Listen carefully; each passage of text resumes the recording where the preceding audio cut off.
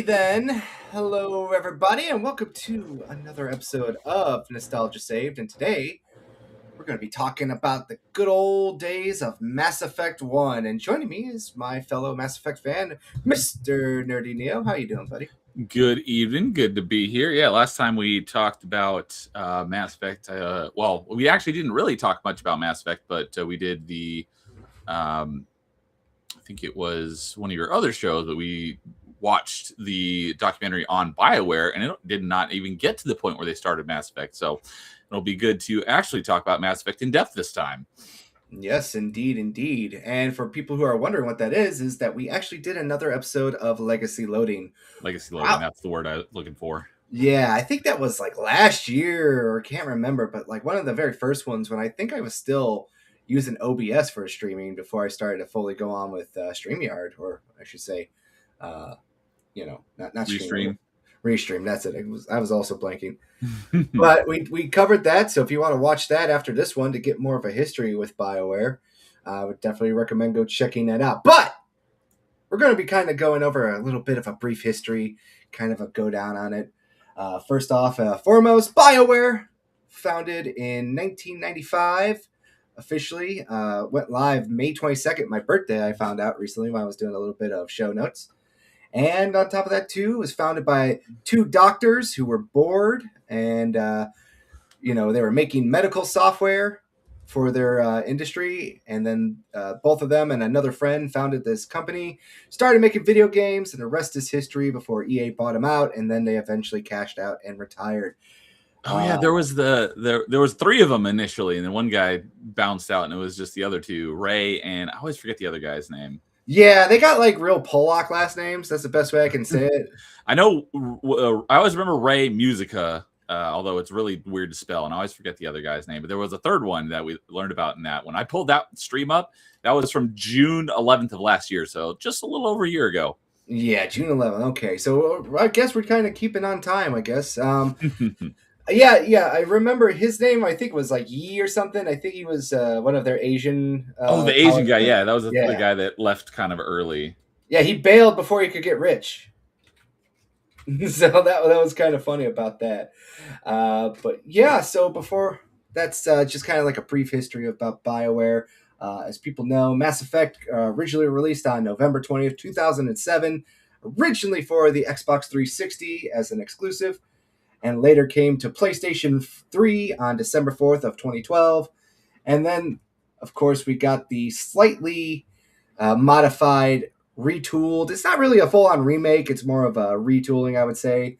I would say it's a remaster with a few tweaks.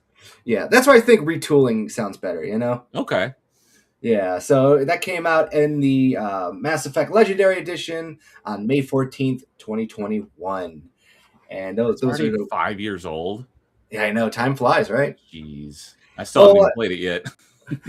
Like the funny part is, I always say this. It's like when you think about it, God of War 2018 is almost 10 years old. In another 2 years, it's going to be 10, That is crazy. Another one that I have in the backlog that I haven't played yet, but I am looking forward to it at some point. Yeah, there's just so many. Like, me and my wife are going to be married 7 years this year, and I'm like, where does the time go? I'm like, oh my goodness. But enough about that nonsense. Let's get right down to it.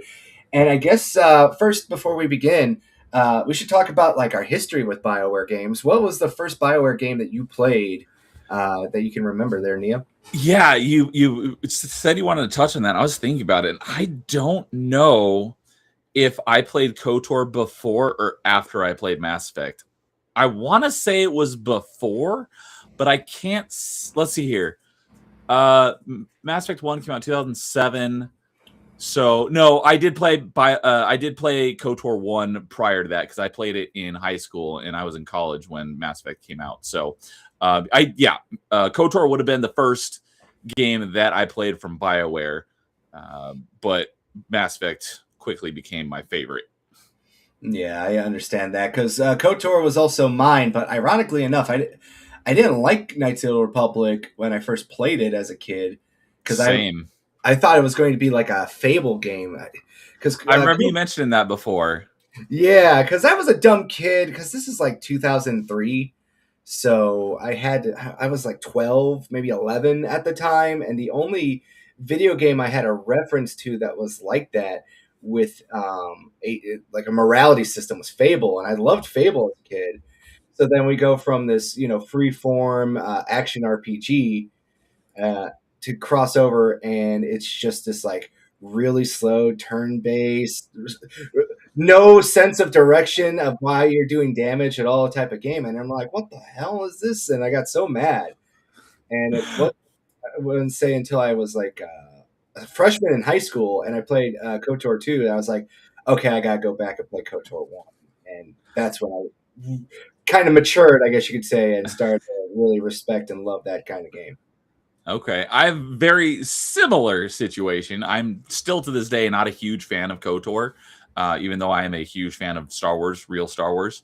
Um, and I don't have anything against the game. It's just, and I didn't have any preconceived notions of it either, because I didn't. The one and only Fable game I've ever played was Fable 2, and that was many years later.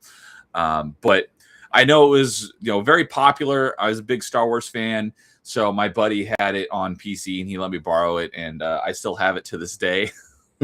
So Derek, I mentioned this anytime it comes up. Derek, if you're ever ending up listening to this, I still have your KOTOR disc, and I'd be happy to give it back to you. They're in a box right next to me. But I played it once and only once back in probably 2004. And I do praise it for being one of the greatest story games of all time. It's just I don't understand why people praise this game so much, because the gameplay is very lackluster and not very fun. So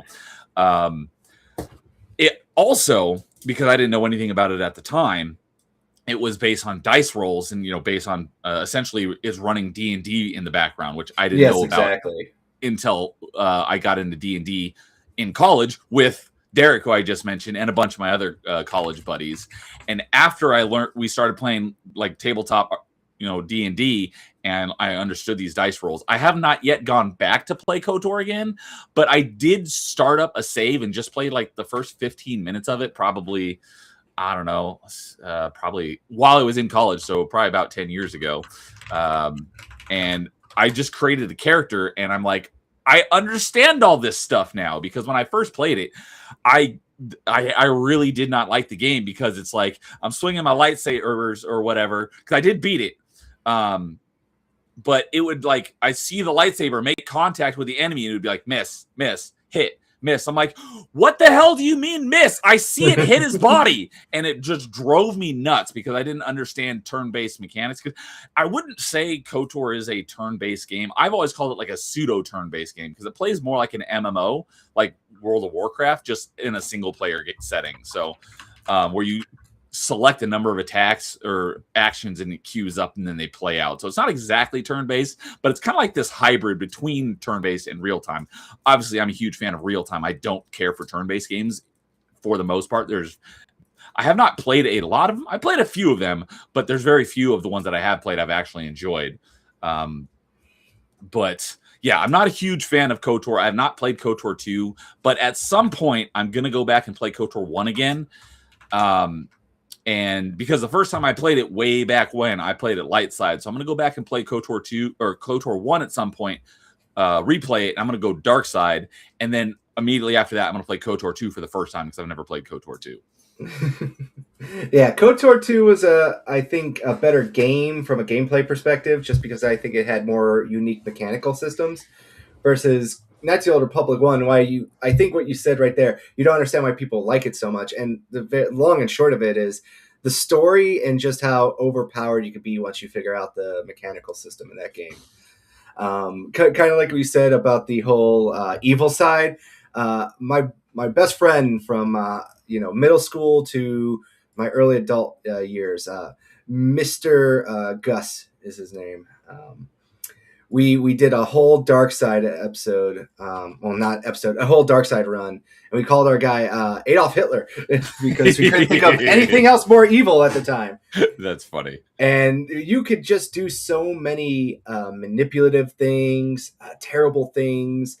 One of the things that I think a lot of players like about these games, more so is just the overall sense of freedom that you can manipulate people, you can make them do horrible acts of atrocities, or you can have, the utmost uphill battle with the ultimate sense of, just what's the word I'm looking for? Like sainthood, I guess you could say, for a lack of a better term. I can't come up with the top of my head.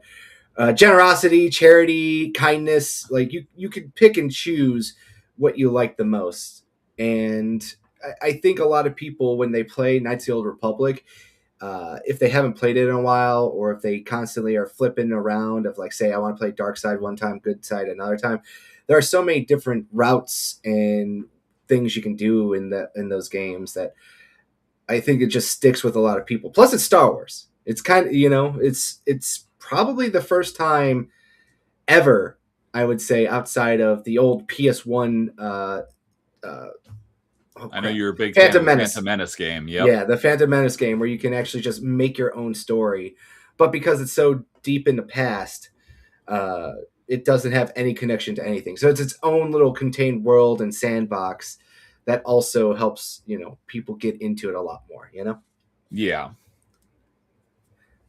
And that's kind of just like why people really also love Mass Effect 2. Even though the choice system is a little bit more slimmed down and streamlined, comparatively speaking, there's still a lot of great writing, dialogue, choices, and everything else like that happen inside of this game that just make it so memorable to people outside of just the gameplay and other elements too.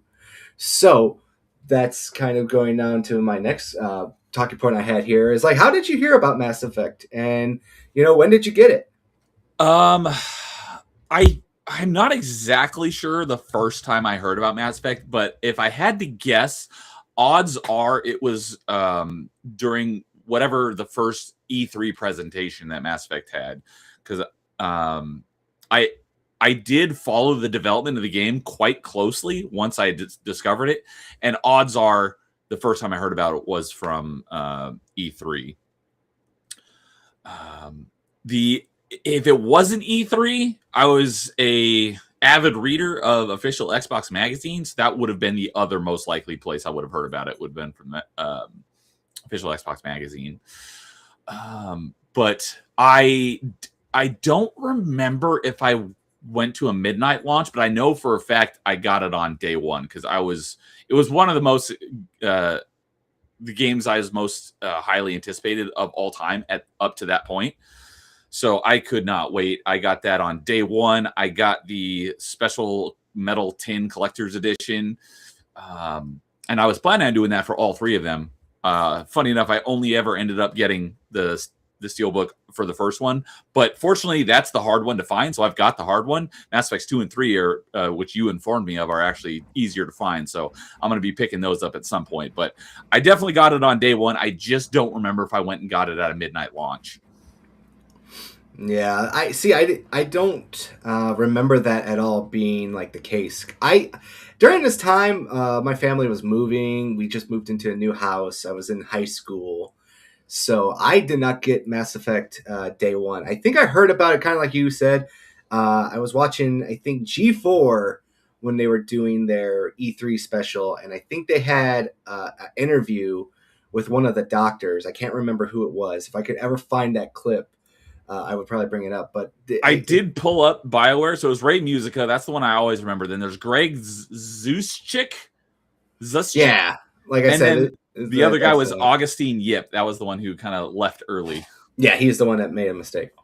Yep, he's probably kicking himself to this day. Well, God, he's so stupid. But like I was saying, I just remember they were having a conversation with one of the doctors about it. I remember that much. And I think it was Morgan Webb who was interviewing at the time. And they're showing off Eden Prime, the very first level. And you got to see like the Geth running down the little train track, the hover train, I guess you could say. Yeah, that would be the correct one. And they were just talking about it. And I wasn't really fully paying attention to it. I just remember I was like watching it and I was like, oh, this is kind of cool. And I think I just completely forgot about it after that. And I want to say for Christmas time in the same year, I finally got an Xbox 360 that summer because my parents put it on layaway. I remember this when layaway was a thing. And I got a $100 gift card for Best Buy. So I went to Best Buy. I want to say the day after Christmas with my mom and my family, because that's usually what we did. And I was going there to buy BioShock. And then Oh, after okay. that, I still had money left over because I think it was like sales because they made their money back or something. And I remember walking by BioShock and Mass Effect, and on the box it said from the creators of Knights of the Old Republic. And I looked at it, I was like, oh, this is their new game, because I was like, just remembered it right there. I was like, oh, there Yeah. it is. Okay. So I picked it up and I kind of just threw it to the side because I'm like, okay, we're going to go play BioShock. And I played BioShock and I really liked it. And then I got bored of it and I went over to Mass Effect. I was like, okay, let's go give this a try. Uh, but that was another issue I was having, was when I started playing it, I was like, this game is just kind of okay. It didn't like grab my interest right away, but I got pretty far in it because it Okay. was still fun. And then we'll talk about it later, but like there's just like one moment in the game I was like, I'm in. It's like, you son of a Okay. bitch, I'm in. I think I know what you're talking about, but yeah, for me, I was instantly hooked like the moment I discovered it, because it's from BioWare, who everyone praised for KOTOR, and like I said, I don't say it's a bad game. It's just not really up my alley because of the way the combat is. And this took everything that I did like about KOTOR and added what I didn't like about KOTOR, that mainly being the combat and the gameplay, because this is all, real-time combat. There's no turn-based stuff. There's not dice rolls. If you shoot someone, they take damage. How much damage they take is dependent on, the stats and stuff, which I'm perfectly fine with. But I hate dice rolls and determining stuff by, chance. So having it, and that I'm a huge sci-fi fan. So this like new space opera, kind of is like, this could be like the next Star Wars, and it's got real-time combat and it's shooting and it's got essentially force powers with the biotics. I'm like, I am all in. So I followed the development of the game really, really closely. And it did change quite a lot through the development, because originally you were going to be able to, this was in the final version of the game where you can pause time at any time by pulling Mhm. up your wheel, and then you can issue orders to your teammates and tell them to like switch weapons and stuff. Yeah. Originally, though, you were going to be able to swap and take control of any of your squad mates and play as them at any time. Obviously, they took that out of the final build, but I was like, that is a really cool concept. But that obviously got scrapped, but I still loved it. And yeah, I basically fell in love with it day one, and it lived up to all my expectations. Yeah, definitely a carryover it would have been from KOTOR for that little mechanic. But at the same time, the little RTS kind of stop, move your guys in position, control their powers, I think that helped a lot too, especially with this game, how it was structured, where your allies might not have always been the smartest with their, active power usage. Even if you made them, they would just overspam some of the moves at the worst time and stuff like that. Not, Yeah, and I don't know if this applies to Mass Effect 1, but I know in some of the games, your squad mates will, they'll use their powers, but if you tell them to use their powers, they'll be more effective. Yeah, it was the same thing in Mass Effect 1. Another thing about Mass Effect 1 too was they had the ability for every one of your squad mates, yourself included, to use any type of weapon. But if they're Yes. untrained with it, it was a fucking nightmare to use those weapons. That was one of the things I was going to bring up at some point on the stream. Yeah, that for sure was one of the things I remember. That they got better later on, obviously. But in the first Mass Effect game, I remember it was like a challenge I would do with myself, because I've beat this game so many times that I would just play with sniper rifles with untrained classes and just hope and pray that I could just take down an enemy, because it was ridiculous. Like the sniping mechanic in the game, if you're trained with it, perfect. If not, your character was like always drunk. And Yes. I didn't understand that design choice. It just seemed like a horrible idea. Okay. I thought that was pretty cool, because a lot of times in games, or maybe even in tabletop RPGs, you can only use weapons that are fitting for your class. So, like a rogue isn't able to use a great sword. So I thought that was a cool idea where you can use the gun, but you're not going to be effective with it. So I remember I was like, I was like, you know what, I want to see exactly how this works. So I remember I don't remember. No, I think it was on the planet that you rescue Liara on. Yeah. I forget which one that is, but I remember there was a bunch of Geth, and I was like, you know what? There's a long distance from me to the enemy. I was playing because snipers are my least favorite class in the Infiltrator is my least favorite class in the entire franchise, so I never play Infiltrator. Mm-hmm. So I was playing a class that you can't, you air quotes, can't use a sniper rifle. So I'm just going to see what happens. I pulled out my sniper rifle, and because how it worked in Mass Effect 1 is the more trained you are, the smaller your crosshair gets, so it makes it easier to target enemies. Yeah. Although it's not technically a crosshair, it's more like a circle. And anywhere inside that circle is where your shot could land. So if you're not trained in it, the circle is going to be huge. The circle for my my crosshair, so to speak, on my sniper rifle was larger than my screen. I could only see the corners of it up in the top right and left and the bottom right and left. It was literally encompassing 98% of my screen. So I was like, oh, well, maybe if I, aim down sights, I'll be able to hit what I'm shooting at, or what I'm looking at. But when you aim down sights and you're untrained, the gun sways back and forth like crazy, and you're never going to be able to hit anything. I understand why they changed that, because I know that's one of the things that they changed in the Legendary Edition. But I thought that was kind of a cool idea that you can still use the gun, you're just not going to be able to hit anything with it. Yeah, I kind of got annoyed at that because I'm playing as Commander Shepard. I'm supposed to be like the super soldier, but the workings of a sniper rifle, that just confuses me, I guess. I don't know. Just me here speaking out loud. Yeah, they did change that. Mass Effect 2 and 3, you can use any gun. It's just certain classes give you better buffs depending on specific gun classes. So certain classes maybe get more bonuses to shotguns, or Infiltrator will get more bonuses for sniper rifles. But you can still be effective with any ones. You'll just be better with some that are more suited to your class. Well, what was a really interesting thing was about Mass Effect 1, and they carried it over with some of the other games, is the more achievements you unlocked, the more exploring you did, and the more times you replayed it, you could actually make a super soldier Commander Shepard, Oh, I forgot about that. Yeah, I think it only worked once, but once you beat the game and you did New Game Plus, it gave you the ability to select any one skill trait that you can add to your character, even if it doesn't go with your character's class. So yeah, you could be the one thing I was going to ask you about later on is what was the first class you played?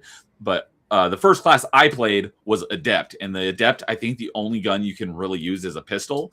But if I wanted to, after I beat it in New Game Plus, I could choose sniper rifles as my bonus class, then I could use sniper rifles as an Adept.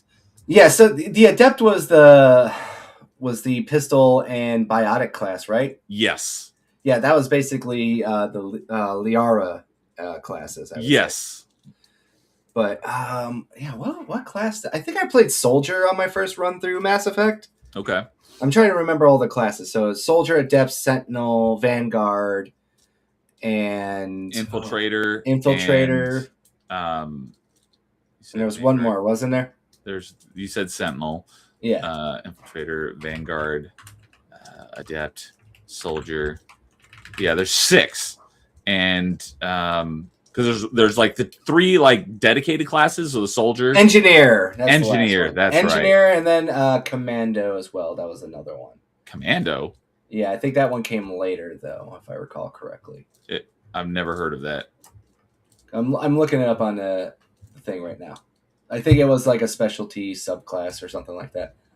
But yeah, no, Engineer was the last one. That's the one I always stick to as my go-to one for Mass Effect 1, only because of the whole hacking and everything in that game. I think that's the easier class to get everything done correctly, and you can just supplement your squad accordingly. But when I first played Mass Effect 1, I actually played as a soldier, and I gotta ask you a question. When you first played Mass Effect 1, did you do everything correctly, or did you mess up a lot? Because I messed up a lot, and that's what I found out after my first playthrough. I don't know. Think I messed up a lot, but I do know there was one big thing that I messed up. I don't know if we want to get into that yet, but it has to do with Vermeer. Oh, so you did the same thing I did then. Yeah. We'll get into that in a little bit. Okay. But Other than that, I think I did because I was going for like 100% play. I didn't get 100%, but I was trying to. But I did. That was really the only thing I can remember screwing up was Vermeer. Yeah, I just wasn't prepared. I wasn't really, I think, fully paying attention and getting into the whole minutia of doing the quote unquote loyalty missions for some characters. So I was just going like, oh, these are my favorite characters. I'm just going to roll with them. And it's like, what do you mean I can't do like certain hacking things and stuff? Oh, that's just, that's just wuss stuff. We'll figure that out later. But that just gave me an idea for another question for tonight. So go ahead and finish your thought. yeah, but that I just remember my first playthrough of that. I was just blown away with some moments.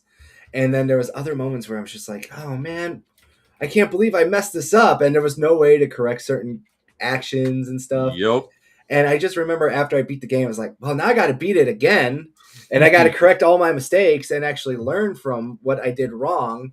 And that's when you start to dig into the whole class system and everything else and trying to figure out, okay, which party members work here and there. And, you're a big achievement hunter. And I was starting to get into like the whole, oh, I want to unlock everything. And then you learn about the achievements.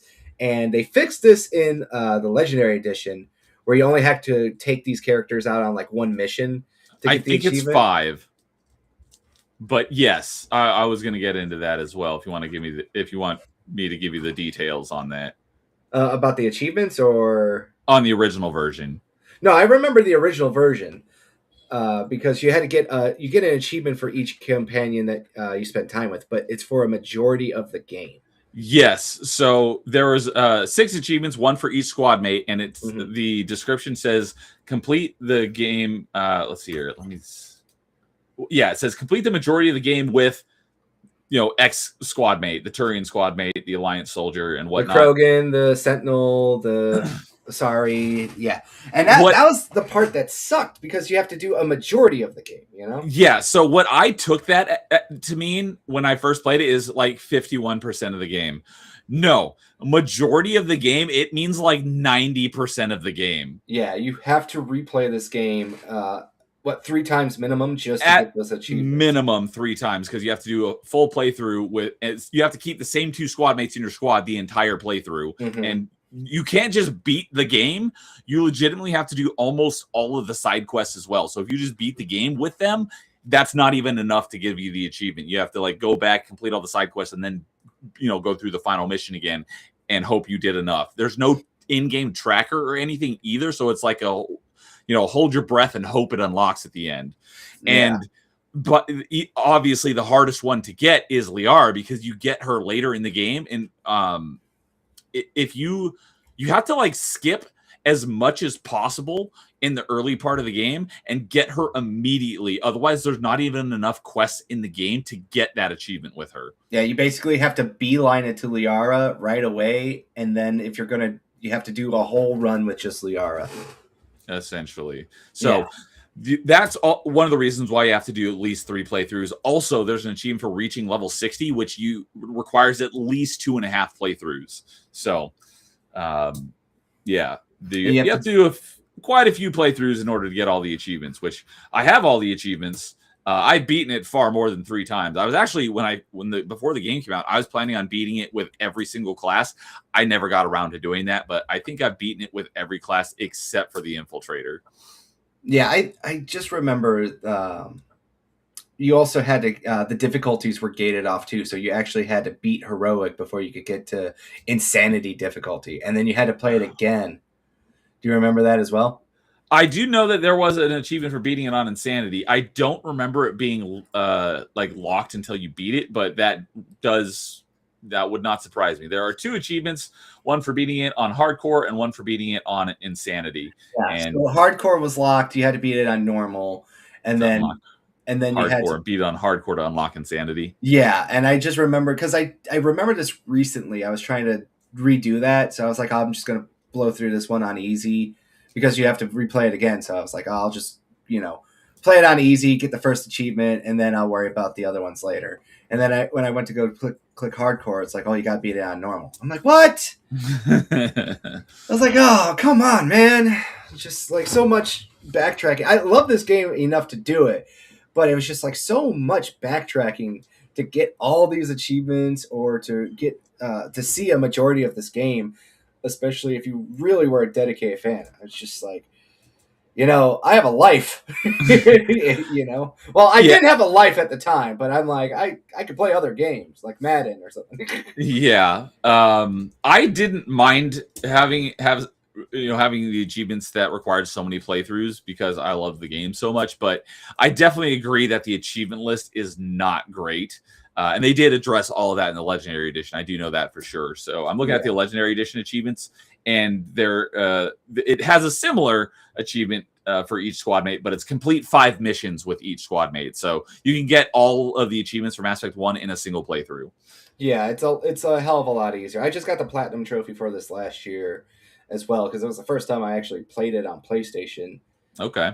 And I was like, oh, this, for some reason, it feels like it's glitching even more than usual. I was like, what's going on with this here?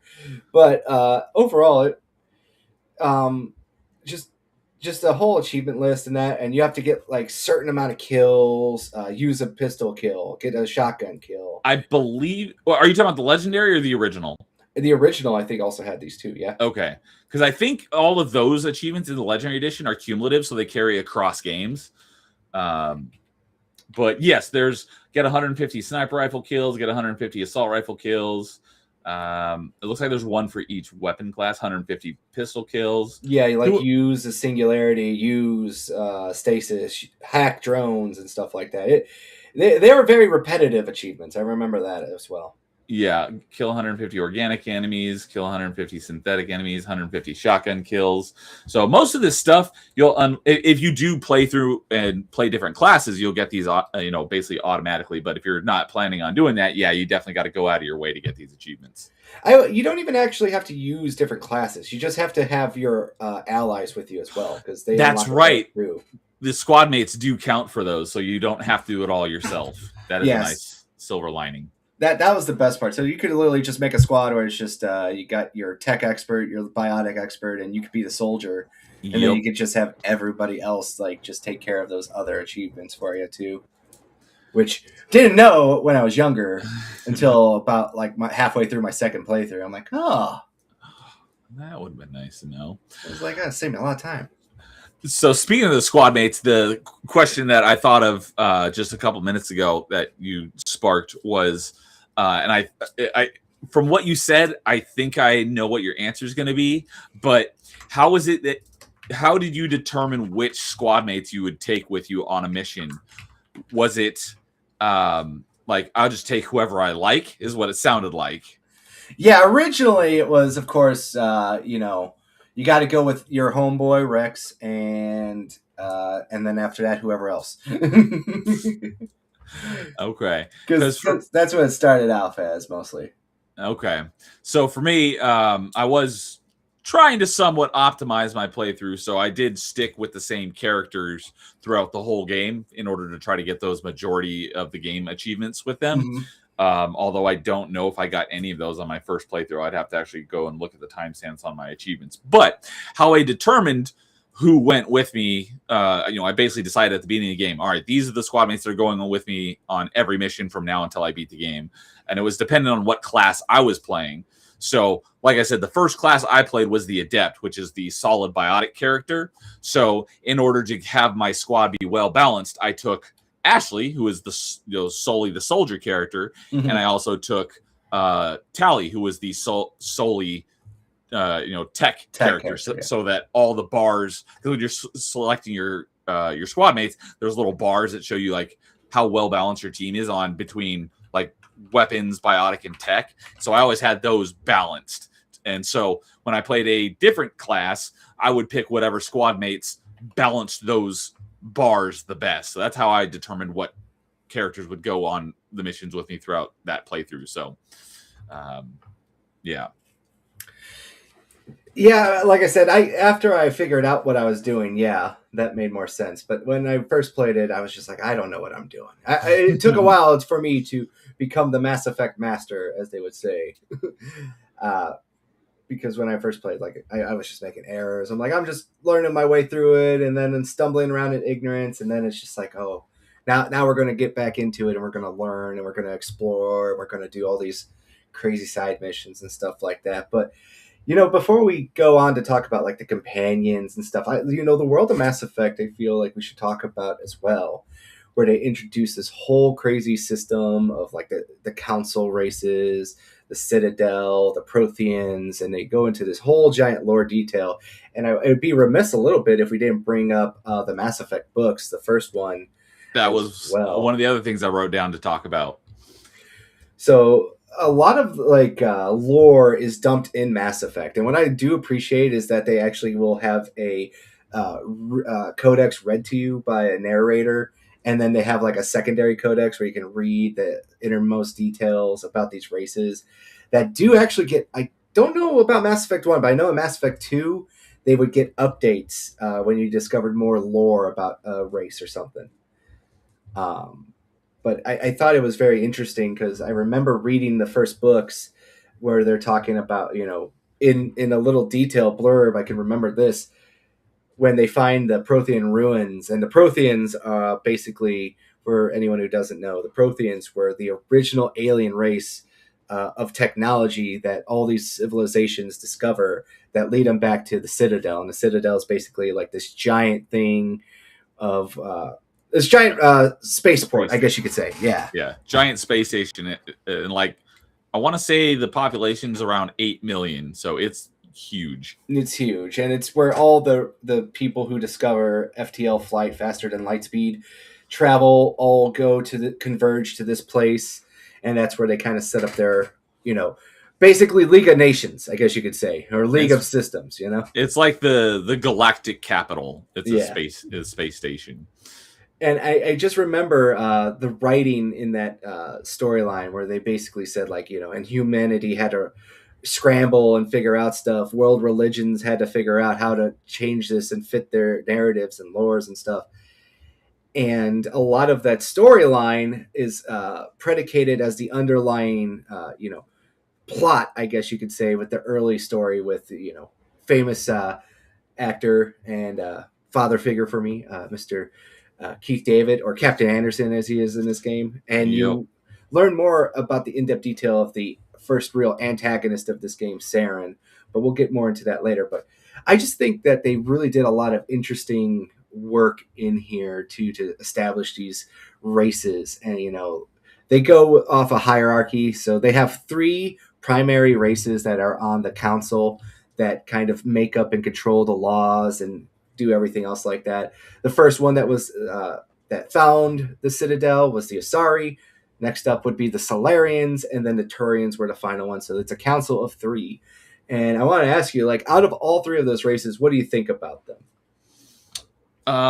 The whole lore building that they did in world building more accurately is amazing. I did read the Mass Effect Revelations, which is the first Mass Effect book. Mm-hmm. I think I read it twice before the game came out, and there's a lot more in that book too that kind of explained this, the state of the galaxy, and it went into depth about some of the species and stuff. So getting to actually see some of that stuff when the game came out was really cool. So the Asari are the really unique thing about the Asari is they are asexual. They do not have a gender because there's no male or female, although they do appear to be female. Yeah, they're technically a monogender race. Yes, which is a pretty cool concept. But they do have female anatomy so that they can reproduce. But they can reproduce with any species, which is a really cool concept. Then you got the Solarians, which are amphibian by nature. They have shorter lifespans, and they talk really fast and similar to Dwight Schrute in The Office. I actually just watched this episode last night or the night before, where he's like, "You hurt my feelings. Luckily, my feelings regenerate twice the speed of a normal human." That's basically Solarians. Their emotions, they go through them much faster than humans do. So they're a very interesting race. And then, as you mentioned, the Turians are kind of like the galactic badasses. They are very proud of their military might, and that was our first experience with other species in the galaxy, and us being humanity was our interactions with the Turian, and got into the First Contact War. Yeah, and that's like the funny part too, because I think we should get a little bit more into that. The Asari are kind of looked at as like the peacekeepers of the whole galaxy. They're more there to negotiate. They have like the best part about it is they have that feminine charm, and I think when you think about like women, you see them as more like the motherly figures. Like they just want to try to educate you, bring you into the world, and they really did a good job with that as the Asari's like MO, which I think helps when you make them a monogender and specifically female in that aspect, where they have that ability. Because when you play the Mass Effect games too, the Asari range all over the place. They have a whole social hierarchy with like the eldest. So we should mention this too. The Asari have a lifespan of over 1,000 years. They get to be very old. Yes, so do Krogans. Krogans are the second most on there too, but we'll get to the Krogans in a bit. But the Asari, they have like this whole thing where like they're explorers, they want to be teachers and that, or they're just strippers and mercenaries, That's why I kind of relate them to Twi'leks in Star Wars, but like that's only so much because they do have, as a species, they're kind of held in high regard, where I wouldn't say the same about Twi'leks. Yeah, Twi'leks are kind of like the trash people of the Star Wars world. Yeah. They are meant to be the slaves, versus the Asari, they're more well respected. Like I said, they were the first to discover the Citadel, and they were kind of basically also the only race that's naturally gifted in biotics, which is basically for people out there, the Force is the best way to shorthand that for people who haven't played the game. But I like I said, it is a very good writing system out there, because the Asari go out there, they basically play peacekeeper, they try to play diplomat a lot, they try to bring people together. But like you said, with their whole like attachments to be able to breed with whatever, they also have their own stigmas inside of their culture for like pure breeding and everything, as we find out. Yeah, pure bloods, which is Asari and Asari who reproduce, and that's looked down upon by their species. Yes, it's like I said, the whole hierarchy of the Asari culture is very interesting, and you kind of get blurbs of it, but even the little blurbs that you get are so in-depth and detailed. Like they get down to almost like the minutia, I guess, of these like fake cultures, that it's very well thought out and very well written. And the Asari, like I said, they are looked upon, very positively, because they were the first. And on top of that too, is just they can work their way into any civilization. That's what we kind of learned, because they can mate with anyone, they can have offspring, and the offspring also kind of take on qualities of their other species partners and that too, which I find is kind of funny, especially when you get the Krogan, half Krogan Asaris that kind of come around, and they're just all like, they talk like sailors and stuff. It's hilarious. So the Asari are kind of like the peacekeepers, and like I said, the Turians are kind of like the military might of the council, and then the Solarians are basically like the research and development. And they, they're a lot of them are scientists and stuff, so they like come up with stuff. So it makes a great team. The three of them, they balance each other out, and they all have to agree on stuff. Well, I think we're kind of like brushing over a little bit here. Like, let's go more into the Solarians. The Solarians, like you said, they come from a more aquatic, nature planet that has Surkesh, that has the swamps. Beautiful and everything. You get very little mentioning of the Solarians in the first game, to be honest, because you don't get a Solarian partner. They're kind of more. They're talked about later on in missions, but like the Solarians, like you said, they're known more for being scientists, but they're also seen more as like also the shadow arm of the Citadel. Yes. Too.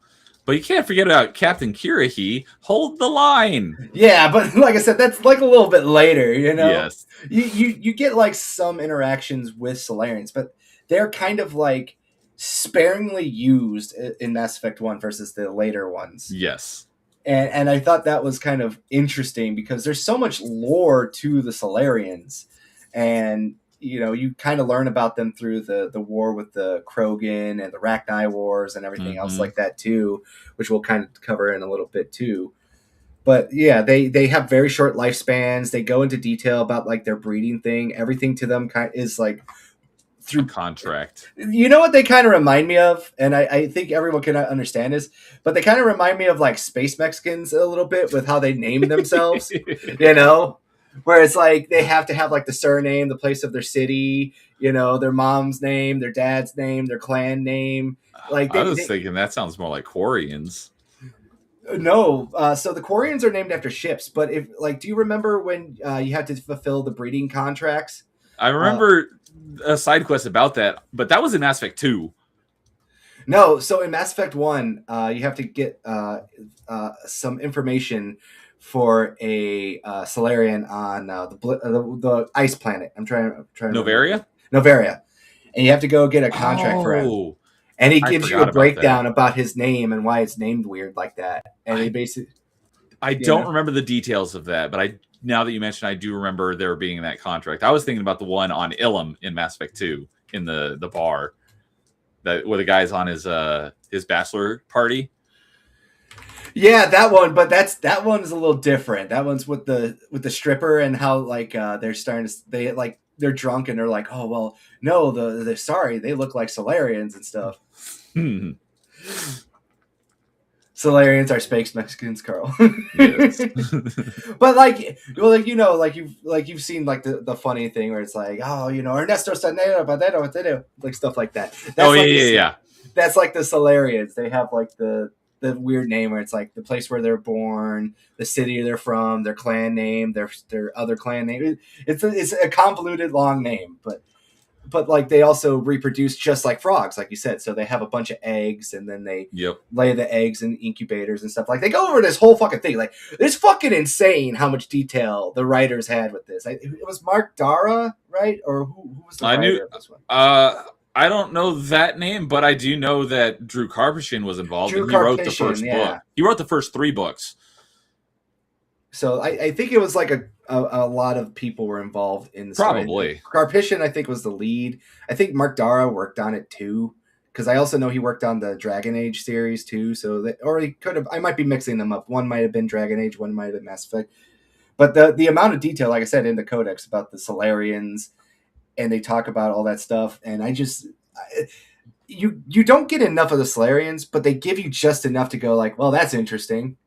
And then they don't really expand on the Solarians in Mass Effect 1. And I go, that's so weird. Why do they do that? You know? Similar to how there's very limited interactions with the Solarians in Mass Effect 1 coming from the book into the game, because one of the primary alien species in the book were the Batarians, and they're not even in the first game.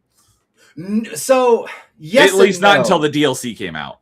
Yes and no, because remember, I think this is a funny Easter egg, and I always like to bring it up. The Batarians really looked a lot different in Mass Effect 1. Like, they did not fully... I remember I brought up the photo. I'll bring it up again. Oh, I do remember you bringing that up. Yeah, they look more sloth-like, right? Yeah, they kind of look like Sid the Sloth. Yes, I remember you bringing that up. Yeah, here I got an image of this here. I'm gonna remind everyone here. So the original Codex of Mass Effect 1, this is what the Batarians look like. Yeah, and that is not what they eventually become. But yeah, it looks the influences. But yeah, their design changed quite a bit. But they do still have the 4 eyes. I remember in the book they're talking about with other species, they never know like which eyes to look at. Yeah, and just for a reference too, because I'll bring this up as well. Was that in game? That was in game. That's in the original. I don't remember that being in game. I thought that was just concept art. Yeah, that's this is what they look like now. This is what they look like now. So it's just a very, very drastic difference. But yeah, they weren't even in the base game, not until the Bringing Down the Sky DLC came out, and they're a big part of the book. Yes, but this was actually the photo that was in the original Mass Effect. They were in the Codex, but they weren't fully explained. But like I said, I remember seeing this, and then when they made the Bringing Down the Sky DLC, and then you saw the new and improved Batarian, I was like, huh. That looks much better. That's definitely an upgrade. Yeah, it's definitely an upgrade. But yeah. I think this should be my avatar. I gotta make this like my avatar and just have that one. But yeah, Sandra over here, the only good Batarian is that dead one. Yeah, but we'll get over to the Batarians in a second there too. But we also would be remiss to kind of just talk about the final race, the Turians. And the Turians, they're a very interesting species because first off, they have a special DNA structure, dextro and amino, right? I remember hearing that term. I don't remember what exactly that meant. I don't know what it means exactly. It just means their DNA structure is built differently than any other race in the galaxy, besides for Quarians. So what that means is they can't eat certain foods, otherwise it would kind of mess up their systems. And, as our good friend Morden Sola says in the other game, don't ingest after sexual activities, basically. So basically their DNA structure is completely different, and they have to have special dietary things and stuff. They make mention about that in video games when you in the video games when you go to like restaurants or something, that they have special alcohol, or don't drink this alcohol because it'll mess up your guts and stuff like that. But the Turians, what I like about the Turians is that you can kind of go with like the Space Spartans or Space Germans or something like that. A very rigid society focused mostly around military excellence. Their whole hierarchy is based off of the Primarch system, and it's all basically a military council first. So they are kind of the muscle of the Citadel forces. So the Asari are the diplomat, the Solarians are the shadow and espionage, and the Turians are the battering ram. I guess that's the best way to say it. And what do you think about the Turians? Because we did briefly touch upon the First Contact Wars, which we'll get into when we talk about them. But what did you think about the Turians as a species as a whole? Because in the lore, like you said, they're very militaristic, but you don't really see that too much in the game. Maybe talked about, because I think Garrus's dad wanted him to become a soldier, but he went into CSEC and he was kind of disappointed in him. No, his dad was a CSEC officer. His dad was CSEC. That's right. Yeah, his dad was a CSEC officer, and he was he was disappointed that his son did not want to be a CSEC officer. Okay, I knew that somebody was CSEC. I'd had it like backwards. Nah, yeah, you were close. You weren't far off. But yeah, we don't really actually get to see Turian military might until like the end of the game when in the final battle you actually get to see a lot of Turian ships. But the only time you really get to see it like close up and personal is like in the beginning, like the first main mission of Mass Effect 3 when you're on not on Palaven, but you're the moon. Yeah, the moon of Palaven. Or what? Wait, it's on the moon of Palaven, not Palaven itself, right? Yeah, or is Palaven the moon? No, it was on one of the moon. Palaven's their planet. That's what I thought. One of the moons, yeah. One on the moons. That then you kind of really get to see it, but yeah, because it's Thessia's the homeworld, and for the sorry, Palaven is the Turians, and Surkesh, right? Surkesh is the Solarians. Yeah, I always forget the Solarian one for some reason, even though for Tuchanka for the Krogans. You can't forget about Tuchanka, but that's such a pivotal role. That's for a second game, so we can't really talk too much. Yeah, won't get much into that. But like we were talking about, the First Contact War was between the Turians and the humans. That was the first experience the human race did, and it all happened because they were trying to activate a relay. But for the humans, that was the big part. For them, they called it the First Contact War, but for the Turians, they called it the incident at like relay something. I forget like what it was. They didn't even care that much about that one. They had no effect on them whatsoever. Yeah, because at that time, humanity still thought that they were alone in the universe. It wasn't until they went through the relay that they discovered there are other species out there. Yeah. So that kind of gets us like a little bit back to the Protheans too, because we kind of didn't mention that. The Protheans, like I said, they laid the groundwork to all the technology. They have these things called mass relays, which allow you to pinpoint and jump to different solar systems that have mass relays. And the Asari were the first ones to discover it. And then other species, as they evolved and advanced and got into it, they also would come to the Citadel and be integrated into this whole galactic thing. The And that brings Galactic us, Society. yeah, and that brings us to the quote unquote lesser races, which Yep. they do say in this game too. So we got the Elcor, the Hanar, and the Volus are the first big ones for Citadel space.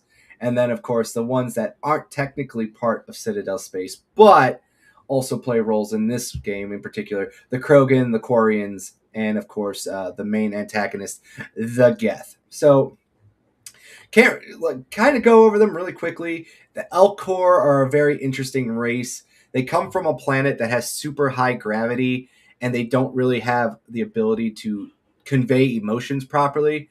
So They can't emote. we talked Well, about, not with other standard species because they're not humanoid. They're quadrupedal, so they yeah, walk on all fours and they look like a big walrus with legs. yeah. Let's bring up a photo of them from Yes. So this is So what an Elcor looks like. they communicate their emotions through scents and pheromones that other Elcor can interpret, but other species that aren't Elcor can't. So they have a very interesting way of conveying their emotions because they also talk very monotone like Ben Stein. So they actually preface whatever they're saying with what the emotion is that goes along with it, like genuine delight. I am so happy to see you, Commander Shepard. Because Yeah, it doesn't sound like they're excited, but they say their emotions because you can't interpret it through body language or intonation like you can with most other species. basically how I like to say is this is the HK-47 race, because that they took the concept of HK-47 where we go statement master. No, I never put those two things together, but that makes a lot of sense. That's where I think they got the idea from. I think everyone knows, if you played KOTOR, HK-47, the greatest assassin droid, probably one of the best companions in video game history. But a lot of the way that the Elcor talk is they talk just like HK-47. And the thing is, too, is like you were saying, they have no ability to express themselves in like a way other races can do it, because they communicate through scent, and they're built very awkwardly because their planet's got high gravity. They even joke about how one of the Elcor goes like, we get kind of mocked because when we fight, we got big cannons on our back, and they call us the walkie tanks and stuff like that. Mm-hmm. So the Elcor are basically just a very fun side race. They don't really do too much. They're generally seen as, best way I can say is just they're more of like peacekeepers as well, but they have like a side mission. I don't remember what power they really have, to be honest with you. Do you remember? Yeah, like political power. Yeah. Yeah, not much. The Elcor and the Volus were two species that I don't think got mentioned in the book. So when I saw them for the first time playing the game, I was really interested in them. So I remember, looking at the codex and learning more about them, and I was very interested in learning more about these two species. Yeah. Because you meet an Elcor and a Volus very early in the game, at the very beginning of this when you get on the Citadel. Yeah, because they share a embassy, and Yes, brings up the next one here too, and that's the Volus. And was we Din. Din was the Volus that you first meet. the Din ambassador, and these guys, they come from another really toxified atmosphere, so they have to wear suits when they travel outside of their home planet. They're But the they're Mass Effect grunts because they breathe methane. basically, and on top of that too, they are the bankers, the best way to say it, of the Yep. universe. They are really good at trade. They are information brokers. They, you know, they're like the stereotypes, let's just say, of certain people on they have been recalled a lot. It's hard to put around it.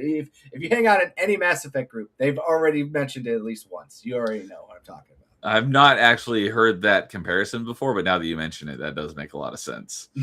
But they also come from a high gravity world, which is why they're all very short. Yeah, they have like this weird system to.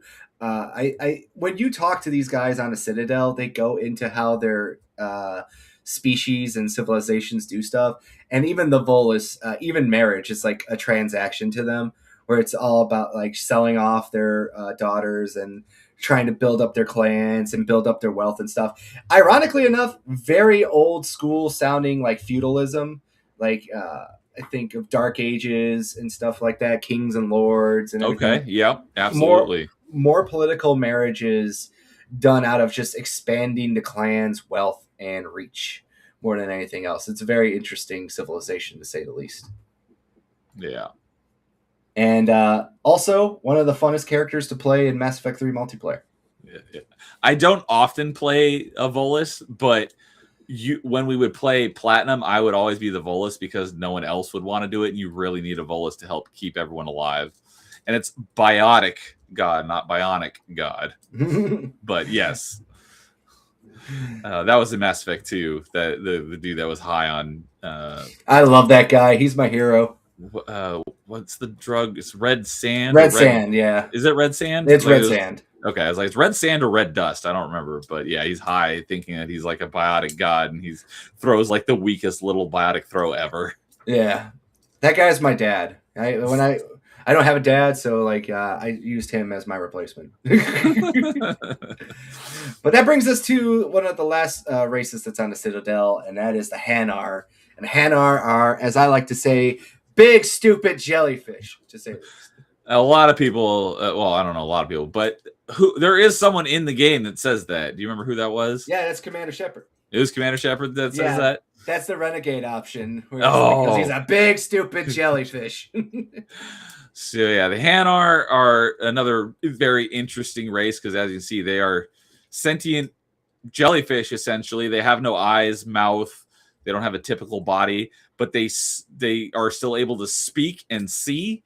How? I don't know. I think it's like an ESP or something like that. Yeah, it's like they communicate almost like telepathically, but like it's not like they're communicating one-on-one. Like everyone within their range can hear them, but they glow as they speak. And they have this, they're like a very religious, they hold the Protheans as like the creators of the universe. They hold them in such high regard.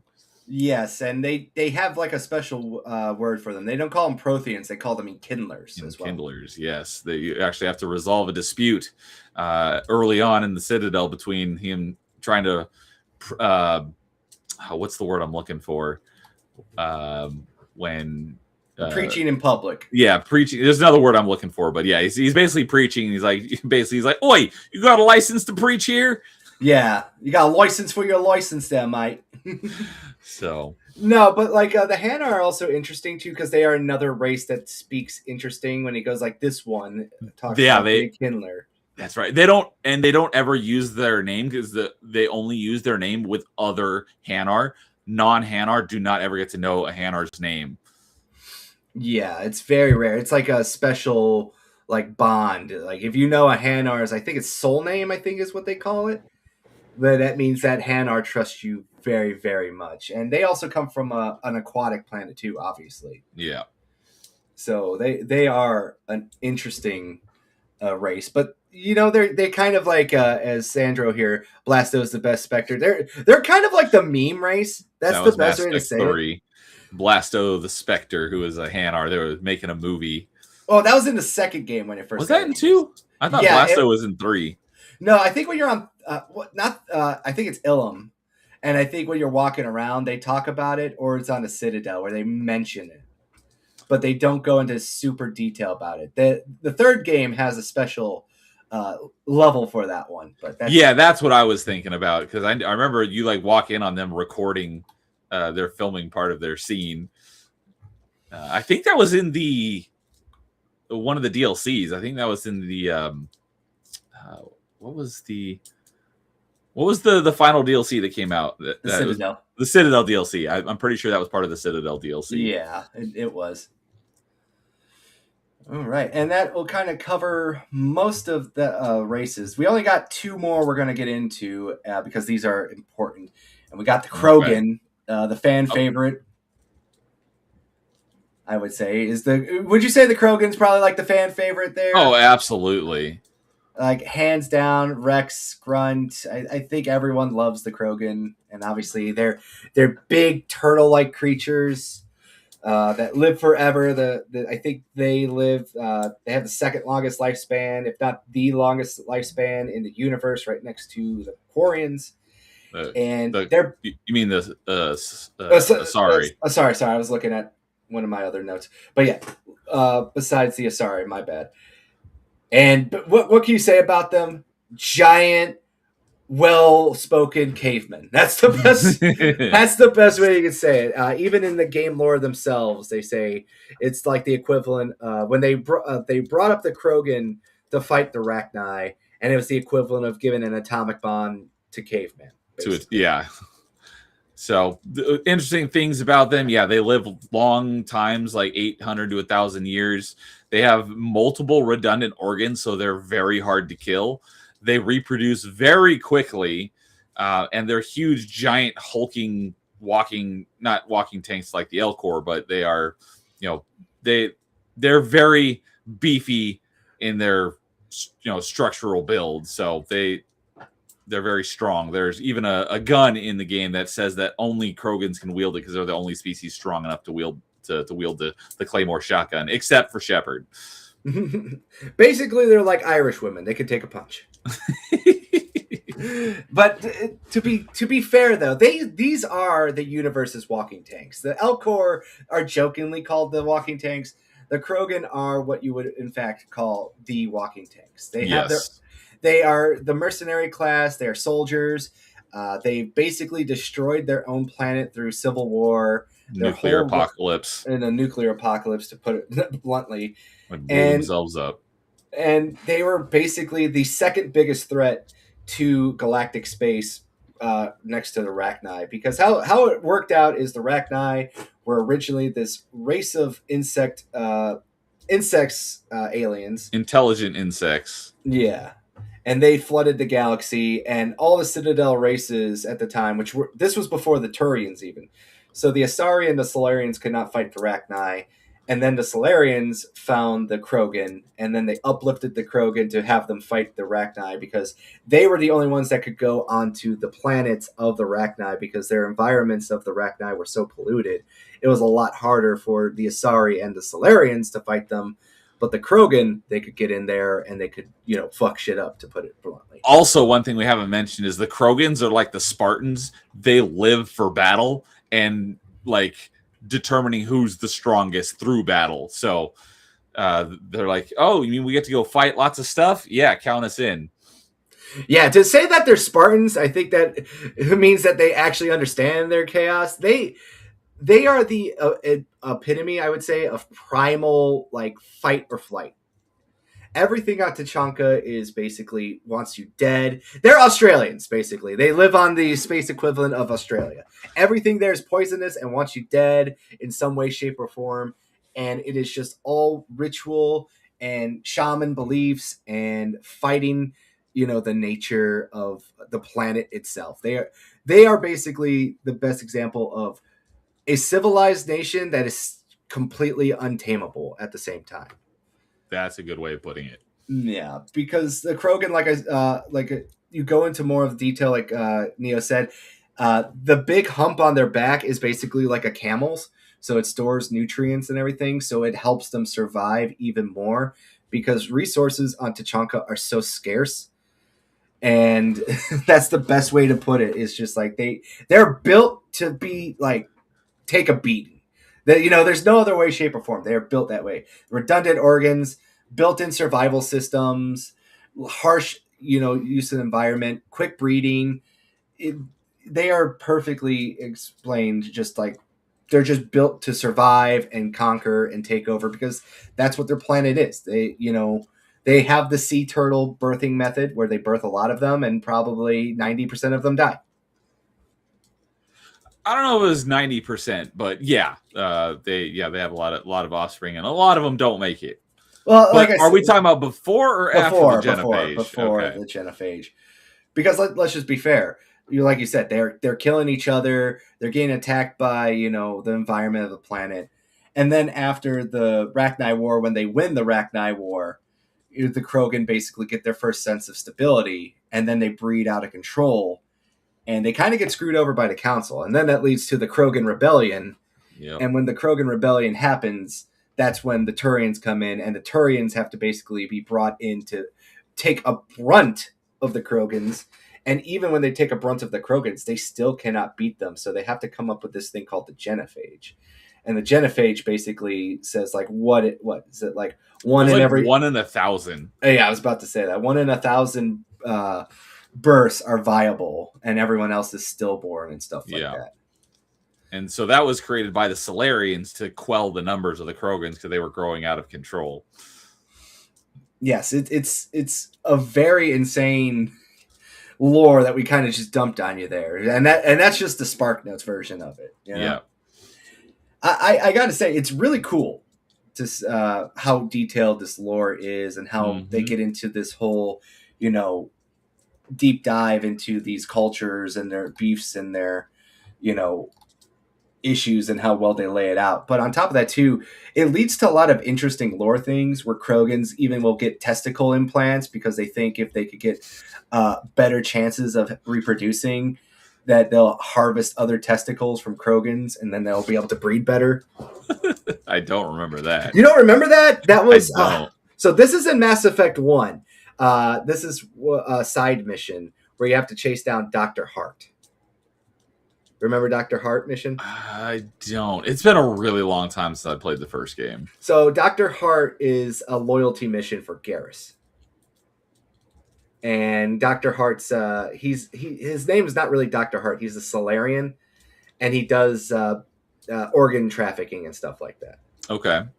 And Garrus even makes mention of it, where it's like, yeah, Krogan will go through extreme lengths to try to reproduce and have viable offspring, that they'll even go through buying other testicles and getting testicle transplants.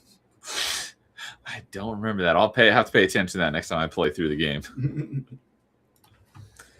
And this will bring us now to the last important race for us to really talk about that actually matters. The Space Gypsies? The Space Gypsies. My people, the Quarians.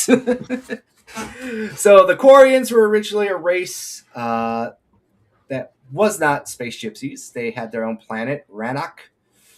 And they were also the first race to really mess around with artificial intelligence. And what happened was they created this species known as the Geth. And correct me if I'm wrong, but there were galactic rules against AI development, and they went and did it anyways, right? Yeah, so they basically were told by the Citadel you shouldn't be doing this stuff. But they were... The best way to describe the Quarians is they're the space mechanics. They love to tinker. They love to keep everything going. They have obsessions with that, mostly due out of just, necessity to survive.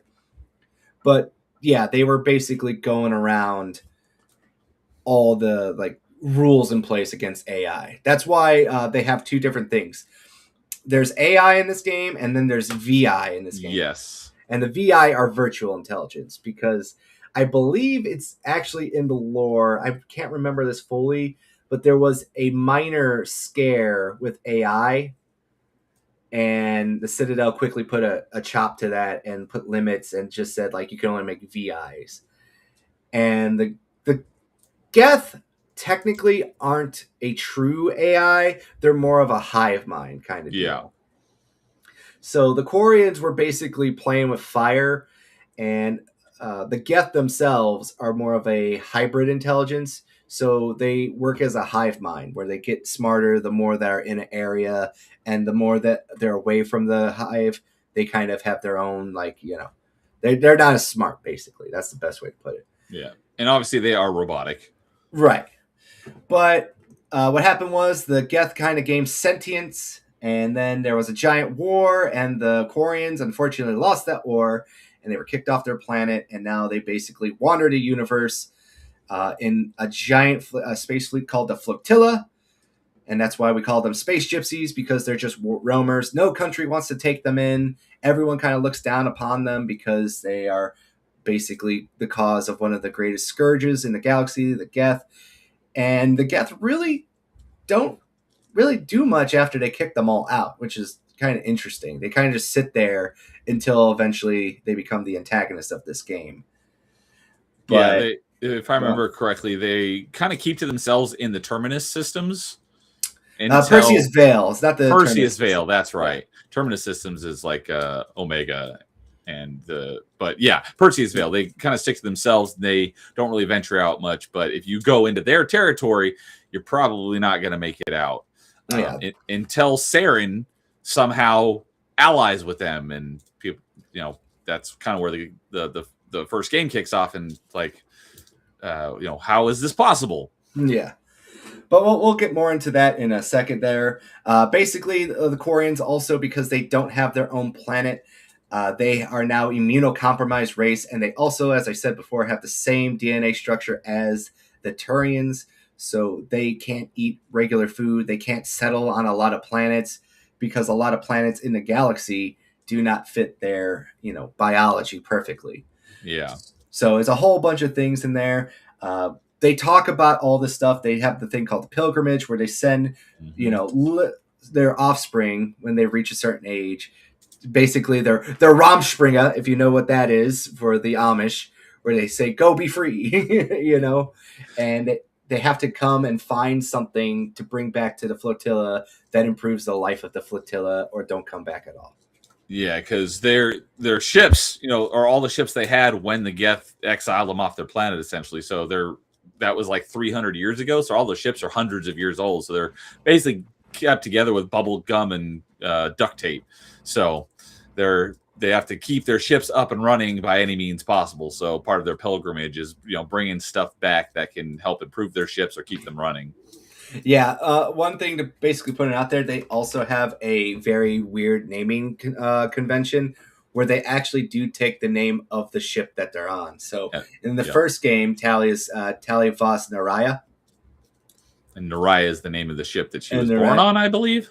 Yeah, I believe so. And that's the ship that I think her dad is the admiral of as well, if I recall correctly. And another fun thing too is this one's in the second game, but they basically just buy any ship that they can get. So some of them have like really fun like names, like Von Quib is one of the admirals. That's right. And they're like, why is your name Von Quib? He's like, look, we don't have a choice sometimes, all right? That's right. Yeah, because they don't build any new ships. If they have the chance to add new ships to their fleet, they will. And sometimes they come with goofy names. Yeah, and Sandro says right here, yes, because their ships are so sterilized, it basically kills their immune systems. So there's a lot of stuff where they go into like the whole aesthetics of the suits, about how they use the bathrooms, or how they if they take a bullet or something like that, they have like special protocols in their suit that block off that area and stuff like that. It's very detailed, and like I said, we have what's the word I'm looking for? We have special run-ins with some characters that can tell you about how the Quarians used to look because they were alive during that time. But most of the people in this current cycle do not know exactly what a Quarian looks like because they never met one outside their suit. Yeah, underneath their suit. And yeah, because they're immunocompromisation. Yeah, I was like, is compromisation a word? No, I don't think it is. But yeah, because they are immunocompromised, the slightest things can get them sick or infected. So they have to be very careful. Okay. So should we talk about the story of Mass Effect? Yeah. All right. Now that we got all the autistic detail about the races and stuff out of the way, Mass Effect, obviously, I want to say, what was your first reaction to like playing that first level of Mass Effect? Okay, yeah. So the first level is on Eden Prime. You are there is a Turian Nihilus. Spectre who's kind of like your boss on this mission. He's overseeing you. Yeah, Nihilus. Mm-hmm. And see here, it's you and Nihilus. Well, you're not Nihilus isn't actually part of your squad, but No. he goes on the mission with you, and your squad starts out with Caden Alenko and Jenkins. I forget what his first name is because he doesn't last very long. But just Leroy Jenkins. There. Leroy Jenkins. Yeah, you Mm. go to Eden Prime to investigate. What is it? Because you get sent there by the Citadel. the Citadel Council. Mm-hmm. As were you? This mission is basically like your trial run to be evaluated by Nihilus as a potential Spectre candidate, right? Yeah, but when you really think about it, it's like, okay, so this is the first mission that you get to be tested as a Spectre, and all it is basically a stealth pickup mission, you know? Yeah. I think that's a weird, very low bar. You know, Captain Anderson had to go through so much shit, and like you were like, you're basically like, oh yeah, can you run and grab me a pack of smokes and bring my friend with you? You know, I hadn't really thought of it in that context, but you make an excellent point. Yeah. So basically, that's right. The council gets report that they found a Prothean artifact, and you get sent to investigate. That's what it was. Yeah, basically, so we're leaving a little bit out, but to long and short it, humans are trying to get on the council. So they're trying to make nice, and they're working on different projects and everything else like that. So they want to try to prove themselves in the eyes of the council races. So they go in, and the main ship you're on is called the Normandy. That's a joint venture project of making a ship designed with Turian and human engineering. You want to be part of they're testing to see if you could get on the Spectres, which is the special law enforcement of the Citadel, basically the Black Ops agents out there. And on top of that, too, you're picking up an artifact that the humans found that's Prothean in origin in an attempt to share knowledge instead of withholding it and trying to better yourself. So basically, it's one big giant diplomatic mission of like 5 different things happening at once. Yeah, and to build upon what Spectres are is they are specifically appointed by the council, and there's not many of them, but they basically have carte blanche. They're able to do whatever. There are no consequences, no rules. They can do whatever they feel is they need to in order to complete whatever their mission is given by the council. Yeah, and of course, we would be remiss too, is this is where you meet a lot of your big players in there. Obviously, Joker, aka Seth Green, is the pilot. Captain Anderson, Keith David, big cast, by the way. They spared no expense, and he's Captain Anderson, your big commanding CO, and Dr. Chakwas, who becomes a little staple to the ship's medical doctor, and she's a famous voice actor too. Yep. But I forget her name. I think she plays the Locust Queen. That's her other big yes, because she voices Queen Mira in Gears of War. Yeah, so I'll look up her name, but she has, if I remember correctly, she has kind of like an odd name, her like the actress's name, but I'll pull it up here in a minute. Yeah, and Sandro brings it up here. It's a stealth pickup of an extremely important package in a prototype ship, so I guess it still counts. And it's just the first of many. That is true. Oh, I never. So I've got the cast pulled up here, and Marina Sirtis is also a big name actress, and she is the voice of Matriarch Benezia. I didn't know that actually. Yeah, she was. I forget what character she was, but she was one of the main characters on Star Trek Next Generation. I think she was the medical doctor. I'm not big on Star Trek, but I do know that she was on that show. Yeah, if we have Brian, that would help. I did not know that Saren was voiced by Fred. I don't know how to pronounce his name, but I see him everywhere on voice acting. Fred Durst? No, it's Fred Tatasciore. I don't know how to pronounce his name, but I see him all. He's a big name voice actor. I didn't realize he was the voice of Saren. Okay. And obviously, Fem Shep, voiced by Jennifer Hale. Jennifer Hale, the one of the most iconic female voice actors in the industry. Oh, and of course, Lance Henriksen as Hackett. I don't know who that is. Probably the movies that people most know him from is some of the Alien movies. I think he was. Did he play Wayland Yutani? I know he's been in a number of the Alien movies. There's a lot of people. Mick Muir, not me, Mike Mark Muir. Mark Muir is the voice of Male Shep. Male Shepherd, obviously. I think this is his biggest role out there. Yeah, I've never seen him in any or heard him in anything else. And I think Liara's voice actress, she's also a big one. I didn't know who she was until Mass Effect, but I have heard her in a number of stuff since Mass Effect. I know some of these guys, they are obviously Kate Alenko's voice actor is also a holdover from BioWare. He plays. You mean from KOTOR? He's. The BioWare likes him. He plays. Karth Onassa. Yes, Karth in KOTOR. And he somehow becomes even more boring in Mass Effect than he did in KOTOR. I gotta say, good on you. And another thing too, really showing that Canadians can still be boring as shit. Carolyn Seymour is Dr. Chakwas. There you go. And right above her on the IMDb for Mass Effect is Dwight Schultz, and I read that as Dwight Schrute at first because I've been watching a lot of The Office lately. That's funny. But yeah, that's where we kind of get the first introduction to this mission. Obviously, we are about to land on Eden Prime. We get a message. Everything's going to hell. You don't know what's going on. So, of course, that's the settlement, because there's not much on the planet, but the settlement just went dark and lost all communications. Yeah, basically. So you're going in blind. You see a giant spaceship, you see a battle, you get a muggy transmission. Standard issue stuff here, all right? But let's kick this story off right with very little exposition dump and just get you right on the battlefield, all right? Yep. So Nihilus goes his own way. You and your crew of ragtag wannabe humans go out there. And you are humans. Yeah, but like I said, you just ragtag wannabes, Yes. You just go out there because Jenkins. He's like the pow pow. Let's go. I want to blow shit up kind of people. And of course, that means he's got to die first because he's a liability. Immediately mowed down. Literally lasts like the first 10 seconds of the game. Him and Marauder Shields are like the two most iconic characters that die really quickly.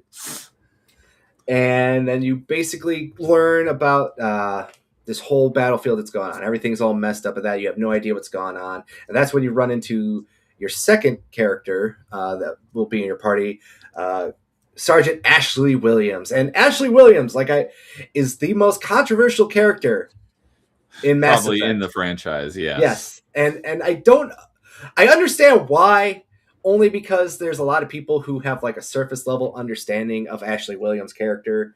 And I've been over this many times. A lot of people love Ashley Williams because she's the space racist, as everyone likes to lovingly say, or not lovingly say, depending on who you talk to. Yep. And I feel like that's such a disservice to her because her character actually is a lot deeper and actually has a lot more well-written meaning to it besides that.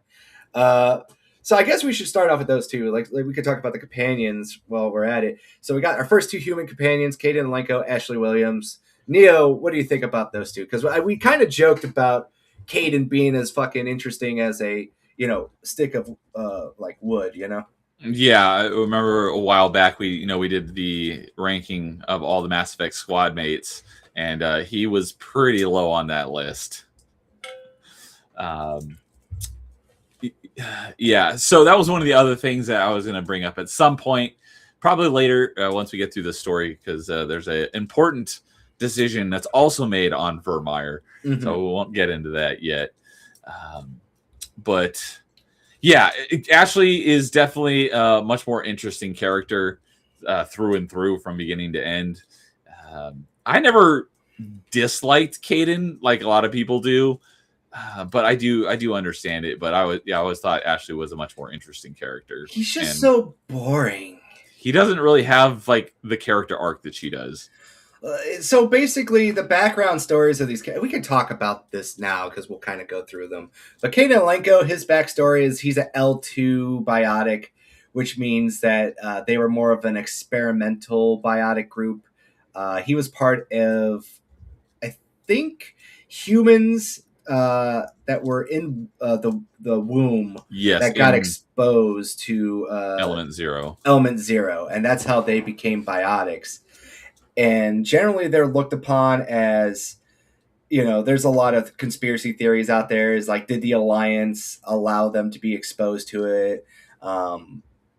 But they're generally also considered to be more powerful biotics, but they also have a lot of issues. So like Caden's backstory is that he basically was sent to a boot camp, and this boot camp was for all these biotic children, and they were ran by Turians, and the Turians were really relentless because obviously they're a military culture, so they treat their kids like this, and they don't give a shit about humans even more. Yeah, I was just gonna say they don't care for humans, so you learn all the stuff about Caden is that he's kind of got like this soft heart, and he liked this one girl, and this one Turian was treating her like shit, so he killed him. Obviously, like every man does, when your bitch is disrespected, you got to cap a man, right?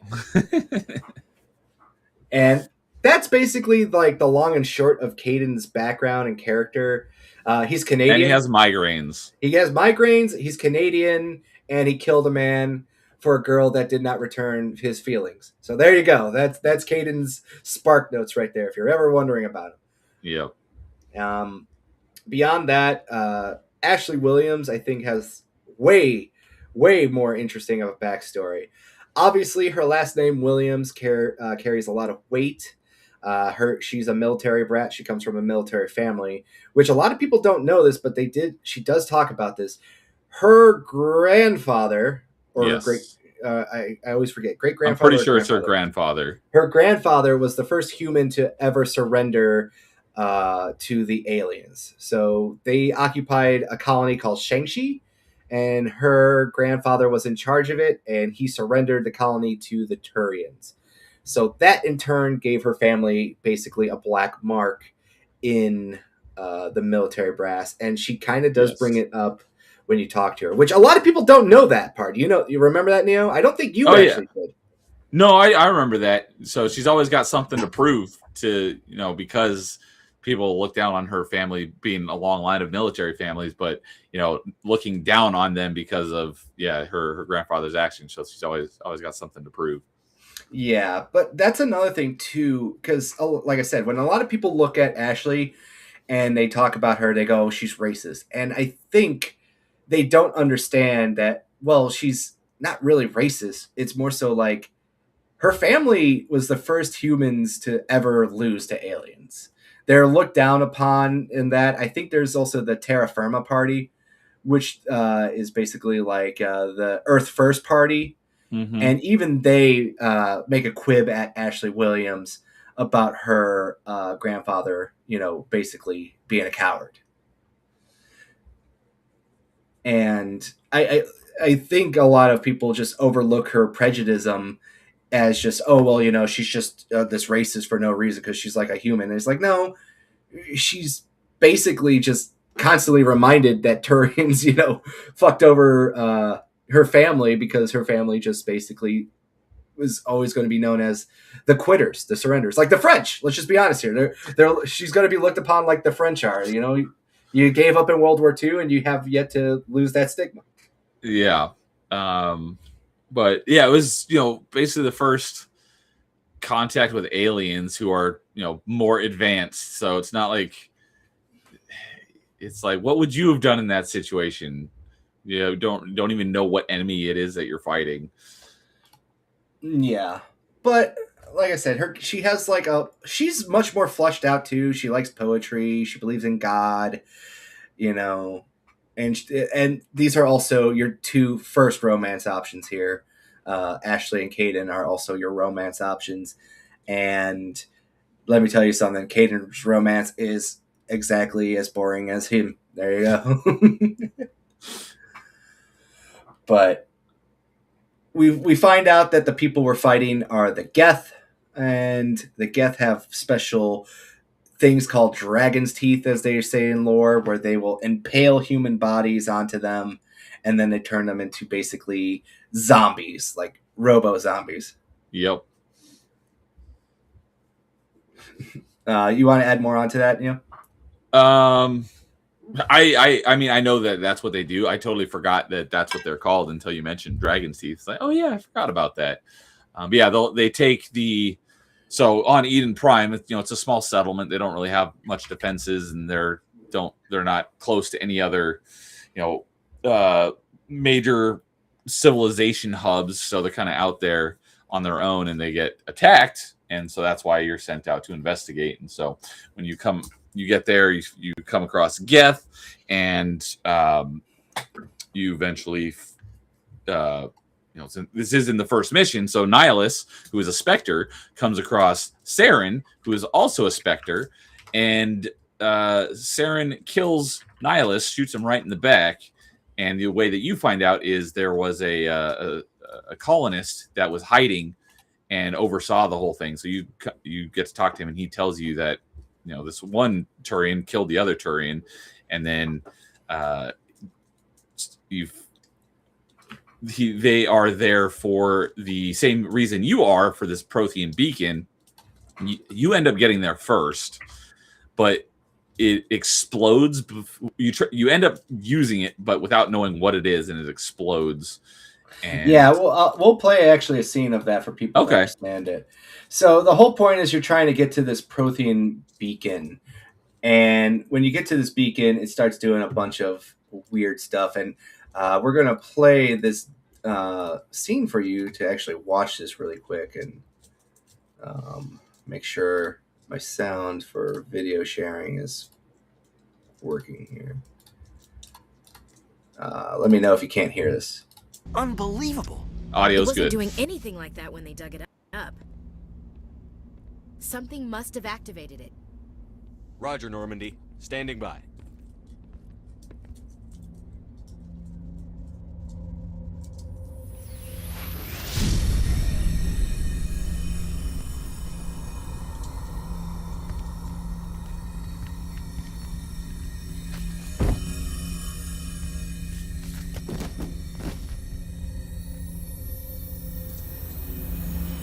Shepard! No, don't touch him. It's too dangerous.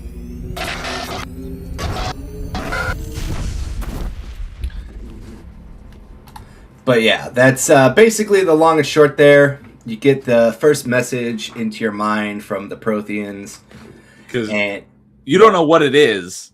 It's just some sort of alien device, and it downloads information in your brain. You later find out exactly what it's for, but it didn't get to complete the message it was sending, so you just get like flashes of what the message are. Yeah, and that's something I've wanted to share visually, because it is so cool visually. One of the, like, when we're talking about like moments that are like highlights to us and stuff like that, that's like one of the big highlight moments there too, because it's so jumbled and messed up, and you learn about this the term the Reapers.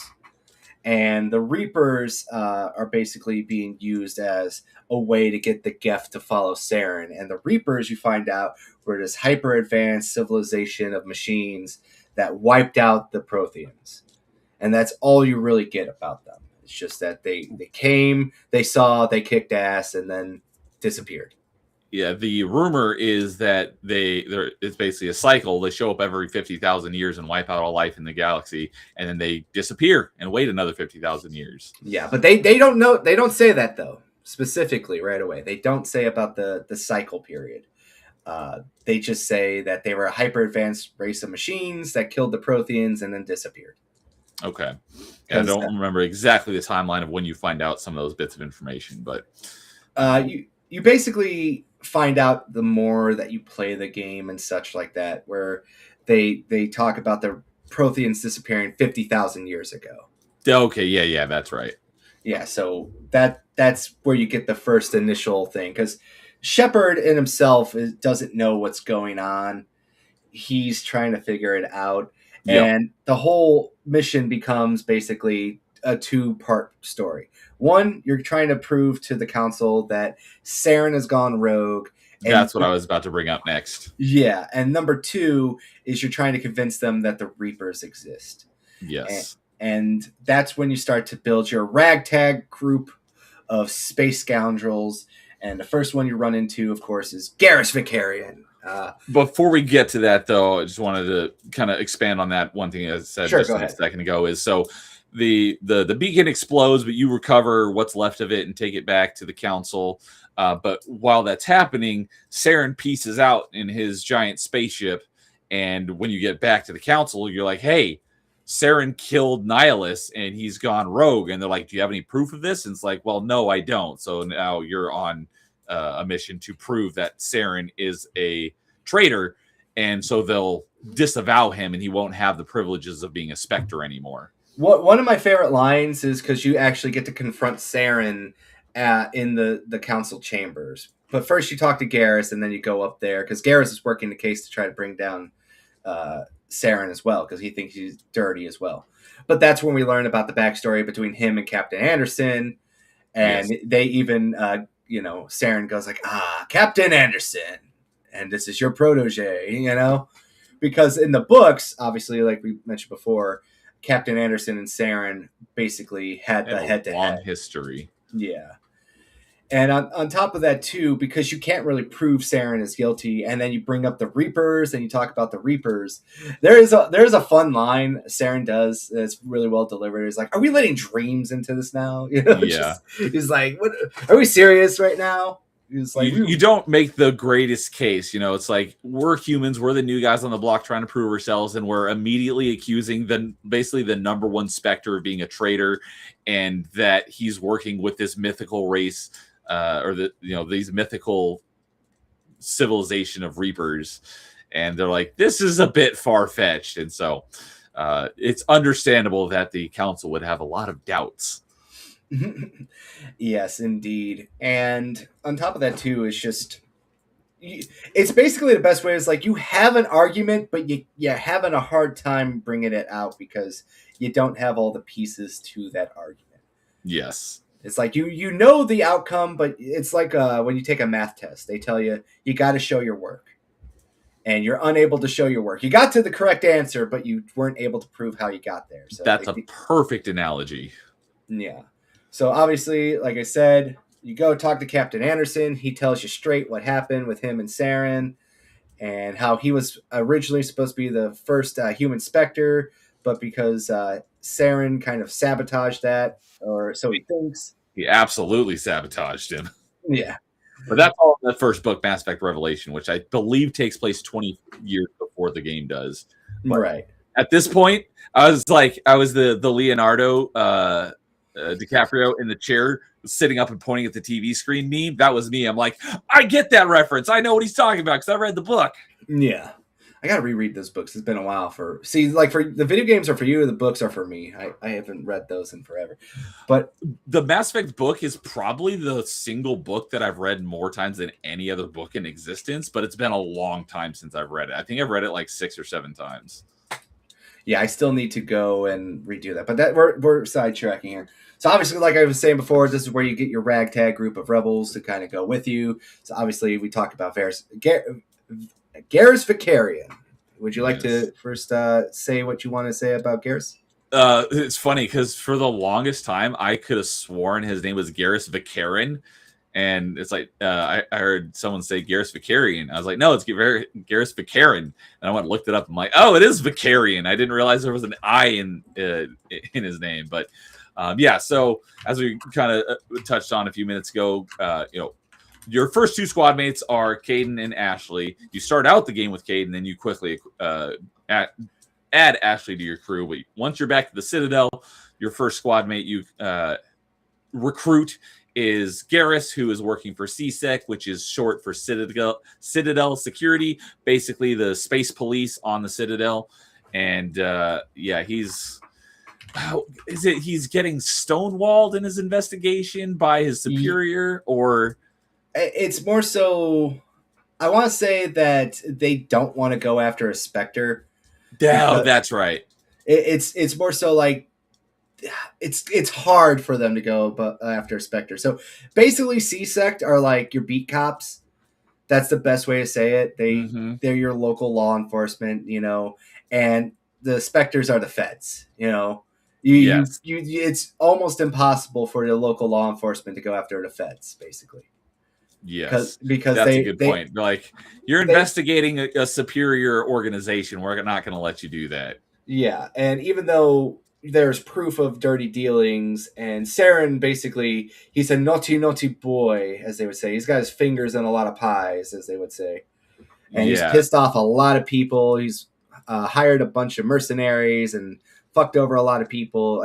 This is all in the books, too. Saren is not a sympathetic figure. No. Not at all. He is a piece of shit to the T. Like, he is ruthless, cunning.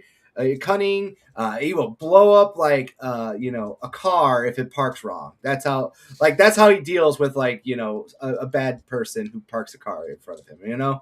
He does not give a shit. I remember very vividly, because this is when they talk about the Batarians, when he blows up that oil that refinery. Remember that from the book? Yeah, from the book. And he's trying to get information, and they go into excruciating detail about this Batarian whose entire respiratory system has been burnt to shit and is just falling apart.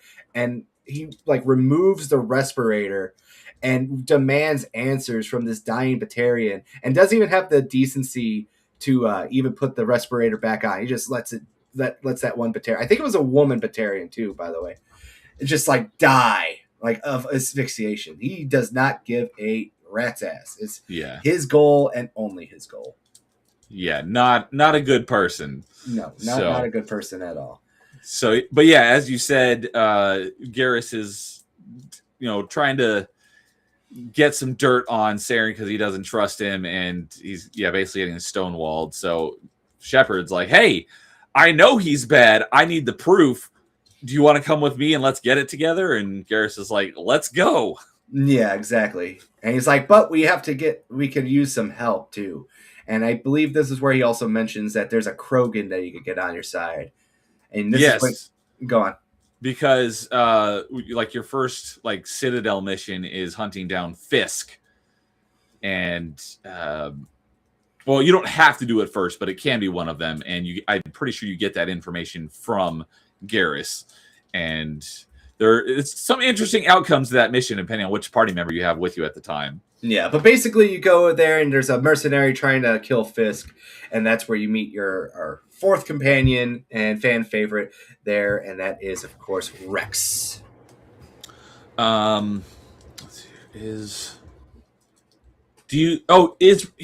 is next. Or Rex is first, and then Garrus, vice versa. But most people, I think, go with Garrus, then Rex. Yeah. Because you also get Tally on the Citadel before you leave as well. So you have everyone except for Liara before you leave the Citadel. Exactly. But we get Rex, and Rex is being very funny. How he's basically stopped by the cops, and he's like, "You better go warn Fisk, because I will kill him." And he does not give a fuck. That's the best way to say it. Rex does not care for authority. He is the embodiment of Rage Against Machine. Fuck you. I won't do what you tell me. Yes. Straight to the T, So what I was alluding to a minute ago is if you take Rex on that mission, even if you tell Fisk, if you give me the information I need or whatever it is, I'll let you go. You can tell him that. And as soon as he gives you the information or whatever, if Rex is with you, he will kill him anyways. Yeah, he'll blow him away. It's one of the best things about there. He's like, "What are you doing, Rex?" He's like, "What? Finishing my job. What do you want me to do?" Because Rex has a contract to get Fisk at that time. And so after that, you give Rex the opportunity. Like, "Hey, we're about to go fight some bad guys, and I know you need somewhere to kind of direct your anger. So why don't you come fight with me?" And so Rex joins the crew as well. Yes, Rex is definitely one of the fan favorites. And of course, this is where you hear about from Fisk that there's a Quarian on the station that has information about Saren. Is looking to sell it off to try to get something. And that's when you meet the final crewmate on the Citadel. And that's, of course, Tally. Tally being the Quarian. And basically, you find her in a shady, back alley deal, save her life. And then you convince her to join on your mission, and then of course you get the proper information that you need to present to the Citadel that Saren is a naughty, naughty boy. Yes, I don't remember why, but she has a recording of Saren proving his guilt. Geth. She salvaged a Geth data. That's right. She somehow salvaged from the Geth, because Geth typically self-destruct so that you can't get any information from them. Right. And somehow she was able to salvage some information from them, given that she's a Quarian and they're the creators of the Geth. So she was able to get that information. So she joined your crew. Why though does she join your? Oh, because she's under assault and you rescue her, and so she basically owes you her life. She wants to go with you because she's on her pilgrimage. She's on a pilgrimage, and she can offer expertise, basically. Yeah, she's offering herself as basically a mercenary. Where it's like, hey, let me come with you. I know how to deal with the Geth. I know how to work in the systems. I'm a smart person. So on and so forth. Basically, she's a go-getter. That's the best way to say it. She's a go-getter. Yeah, she sees Shepard as a way to, prove herself to her people through her pilgrimage. Yeah. So rigmarole story. We're gonna fast forward here. You present the evidence to the council. The council's like, we can't really go and fight Saren because he's in the Terminus systems, and the Terminus systems are basically a group of separate systems where they can launch a full-scale galactic war with each other. And then the compromise is Commander Shepard gets his ability to become the first human Spectre. And then after that, he gets to basically take control of the Normandy. Captain Anderson gets basically relegated to your sideline. Your mentor is now moved out of the way. And now you're basically off on the hero's journey to go save the galaxy. And if you want to add more to that quick synopsis. Yeah, due to the proof that you, that Tally has that you present to the council, they do disavow Saren, and he is no longer a Spectre, and basically they make you the Spectre, and you can now hunt him down because they don't, like you said, they don't have the resources for like an all-out war with the Terminus systems. But you do have the Normandy, which is a super advanced prototype ship that has advanced stealth capabilities that no other ship has. So that was also another thing that we forgot to mention on that first mission to Eden Prime, was basically the maiden voyage, putting it through its paces and taking it on a test drive, essentially, and putting the stealth systems to the test, and they succeeded. So now that's your ship, and you get to take that into the Terminus systems to try and go hunt down Saren. Yeah. And to add a little bit more to that, we find out that Saren actually has a co-conspirator, that one of the Asari... Oh, that's right. The Asari ambassador she recognized as Matriarch Benezia. Yeah, I forgot about that. And basically that's where the mission kind of gets laid out on where you have to go. There's obviously the first three big planets that you go to. Pharos. What was the snow planet again? I always forget. There's Pharos, Novaria, and and then forget the planet that Liara is on. And then you have to look for Liara in a special planet cluster. I think it's the Artemis Tau cluster. Yes, that sounds right. And you got to go dig around and try to find her on one of the random planets there. But once you find her, you basically have to rush and go get her. So we'll go with this one first, because this one is where you complete your roster lineup. And that's when you get Liara Tassoni, Bethesda's daughter. And just because you're trying to get her. What point do we learn that, though? It's mentioned right away. Okay. Because is that why you go there? Because he's like, oh, that's Matriarch Benezia, and the council knows that her daughter's a scientist and sends you to go find her? Is that what it was? Yeah, basically, she's an expert in the Protheans, and you also you're also trying to basically get control of her, so maybe she has some information about Benezia, sorry, that you could possibly use with her. So it's like it's a 2-for-1. She has extensive knowledge of the Protheans. She's basically a Prothean archaeologist, to put it bluntly. Yes. And on top of that, too, she just happens to be Matriarch Benezia's daughter. So how convenient. Yeah, so it's just like, it's like it wraps up in a perfect bow. You know what I mean? Yeah, and you were correct. The planet is Therum, and it is in the Artemis Tau cluster. Yes. So I'm a fucking loser for knowing this shit.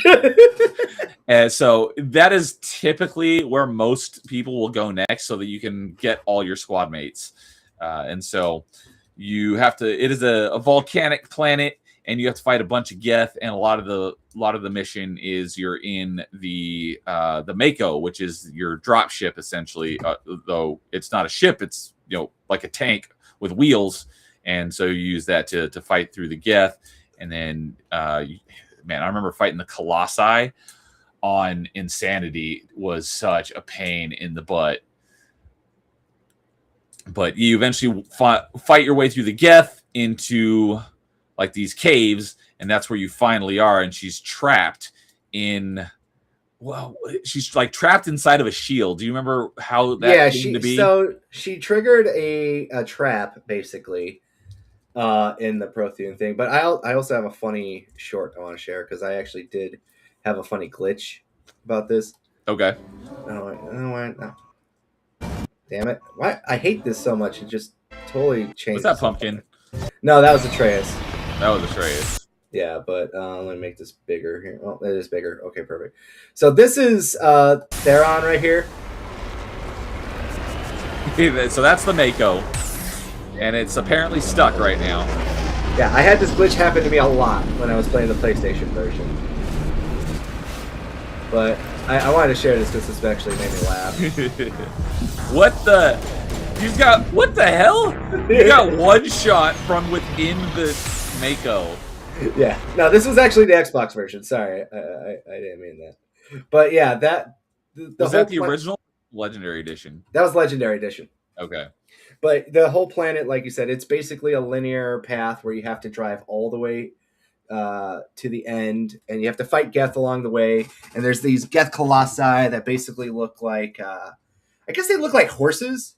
I guess that's what I would say. I was thinking they're like more like giant mechanical turtles. I think it's because they have like that long face and so. Let's bring up the. They've got a long neck. Yeah, but yeah, horse works as well. They have a lot of freaking health. Yeah, they're very. Here we go. This is the best way to describe it. Let us know in the chat what do you think. Does it look like a turtle or does it look like a horse? It's up to you. You know, it's a mechanical giraffe. It looks like a mechanical creature of quadriplegic. No, that means they're paralyzed. That means they're quadrupedal. There you go. I was quadriplegic like, means can't move. Yeah, I was like, no, that ain't right. No, but like I said, it's a whole big like just vertical line. You fall into the lava, you die. It's not terrible per se in terms of difficulty or combat, but you kind of get to the end, and Liara's trapped in there, and you have to basically figure out a way to set her free because she accidentally triggered, a force field, like a prison. It was like a failsafe or something, Yeah. And the funny part is, if you save her for last, there's a special little Easter egg where she thinks she's delusional. Ryan told me about that on Party Chat one time. Like, I didn't know that because I always go and get her right away. Yeah, but I think that's one of the funny parts where she's like, I must be hallucinating.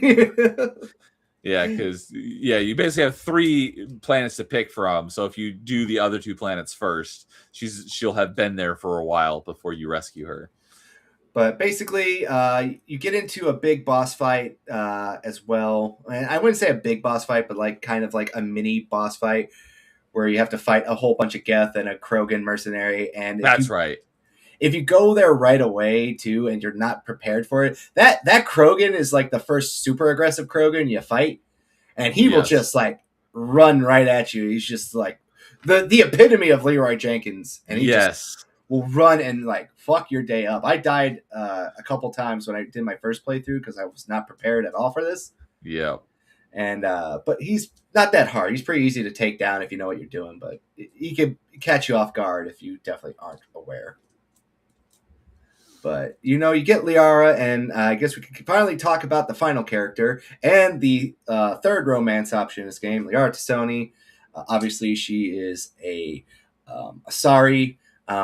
She's actually considered very young, though, for Asari. Yes. How old is she? Like 80? 119, I think. 119, which is essentially like 20 in Asari years. Yeah, it's basically nothing. Even Ashley Williams goes like, "Damn, I hope I look that good at my age." Yeah, I hope I look that good at 119. Yes, I think it's like 100 and something. It's like 110, 119, something like that. Yeah, it was definitely over 100. Yeah, so she's pretty old in terms of humans, but not in terms of Asari. So basically, she's very meek. That's the best way to say it. She's like kind of mousy, very quiet, Very timid. very naive. Doesn't know how to Yes. interact with other races, and she kind of gets more into the detail about that, where she talks about how like she never really got along with people, and that's why she went into archaeology, because she could go disappear and like be far away from people. But that also, we find out later, is also because her mother, she's a high ranking, matriarch. She reveals that she's a pureblood Asari, and as we said prior, purebloods are looked upon like, with disgust, basically. Yeah. By other Asari. Yeah. So she kind of, she's like that stereotypical rich girl that comes from a family that has also a black mark, another kind of trend that we see over here too. And she basically just decided to dedicate her life to the Protheans, and she tries to understand, the cipher. And Asari can do like a mind thing where they could try to make sense of something. So after you rescue her, you tell her about this message, and then she tries to go into your mind and scramble it up, and even she can't make sense of that at all. Yeah, the message you received from the beacon. They do a mind meld, and they can like see into your mind. And Yeah. so she tries to make sense of it, and she's not either. But then you also tell her that you have reason to believe that her mom is working with Saren and the Geth, and so that also convinces her to join you. Yeah, and like excuse me, like we mentioned before, she has a strained relationship with her mother, so she even says, I can't really be of much help with that either.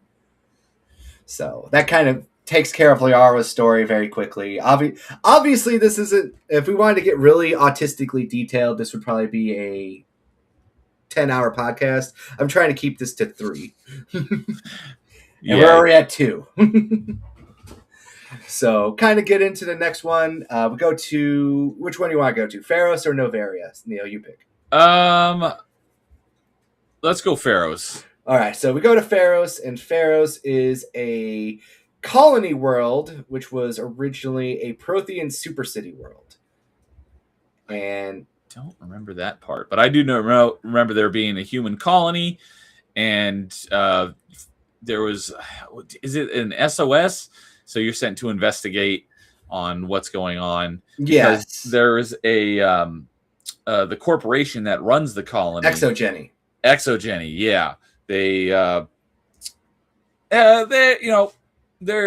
as I've heard someone say, in real life, they're being a corporation, and they're being all corporation-y, because they're not that great of a company. Maybe not quite as bad as Umbrella Corp, but maybe not far off. Listen, they're a multi galactic company, right? Their whole thing is to try to settle new worlds, get Prothean artifacts, and get paid, basically. And as we find out from the colony, you get there, and you got to go meet their leadership. They're under Geth attack, and the whole colony is basically just, the best way to say it is just to say, settlers. They're not fighters. They're not warriors. Their leader is basically like the third guy in line. He's not really, he wasn't the main plan, but they're holding their own, and they're constantly fighting against the Geth that they're not trained for, but they're somehow managing to do it. And everyone in the colony seems a little weird. They're not kind of answering questions. They're kind of shady. They're kind of all over the place. But at the end of the day, it's like, well, we're here to help. We're going to try to kill the Geth, and we're just kind of going to get rid of them. Would you like to add more on to that? So, yeah, but you find out that there is something more than meets the eye, something, a little deeper than skin deep. They're Transformers. No, I'm kidding. So you come to find out that, what was it? That people were just like disappearing. All right. So I wouldn't say it's necessarily people are disappearing, because this is like a mission of 2 halves. Okay. Yes. I think that would be the best way to do it. There's the Geth side, and then there's a supernatural side. So yeah, apparently supernatural. At least that's how it appears at the beginning. Yeah. So basically, you don't know why all the colonists are acting weird and stuff, but you know that the Geth want to get something at Exogeny's headquarters. So after you save the colony from attack, You are then allowed to go onto the Skyway to go to the Exogeny main facility, where you run into a group of survivors. And I forget the woman's name, but a woman's there, and she's like, "Hey, can you go help my daughter? She's trapped at the thing, and she needs your help." I think her name's Elizabeth or something like that. Oh yeah, Elizabeth without it was basically Elizabeth without the E. Yeah. So basically you got to fight your way through this onslaught of Geth, and then you got to get to Exogeny headquarters to save her daughter. And her daughter is working there, and you find her, and she introduces you into the next plot point, and that is the Thorian. Yes. And everyone's like, well, what's the Thorian? And she gives you a basic rundown. The Thorian is a very ancient plant species that is very old and was there during the time of the Protheans when they were around. And it has a way of protecting itself by releasing spores into the air and creating basically, an army of zombies. Yeah, it basically takes over the body of anyone who kind of comes in contact with it. Yes. So basically what happens is you got to drive the Geth away. So after you beat the Geth, you get the data about the Thorian, and you get a way to kind of counter the Thorian. And then you go back and meet up with those survivors again, and they give you a special grenade that helps you knock out people. And then gas grenades, yeah. Yes. And then they basically let you know, hey, listen, people were kind of going missing, and the Thorian can basically do what the Geth do. I'm not the Geth. Yeah, the Geth do, where they turn people into husks, and those husks are basically just zombie creatures that you got to kill. And then there's a little bit of moral dilemma in there too, where you can save the colony or kill the colony, depending on how you want to play Renegade or Paragon. That's all up to you. We can't get into it too much. But after you get through the colony, you get to go to the underground bunker where the Thorian is. And I kind of want to play when they meet the Thorian. Do you remember how they introduced the Thorian? I think so. I remember the Thorian, the introduction, though. I'm not quite sure exactly what you're referring to. But I do remember there is a character. Is that what you're talking about? The character that you get introduced to? That's like the voice of the Thorian? No, well, yeah, a little bit. I'm pulling it up right now, but like when your cast is about to go meet the Thorian and how they react to it, I think it's one of my favorite Mass Effect scenes right here. Okay. All right, we just need to find this creature and determine what it... That is disturbing.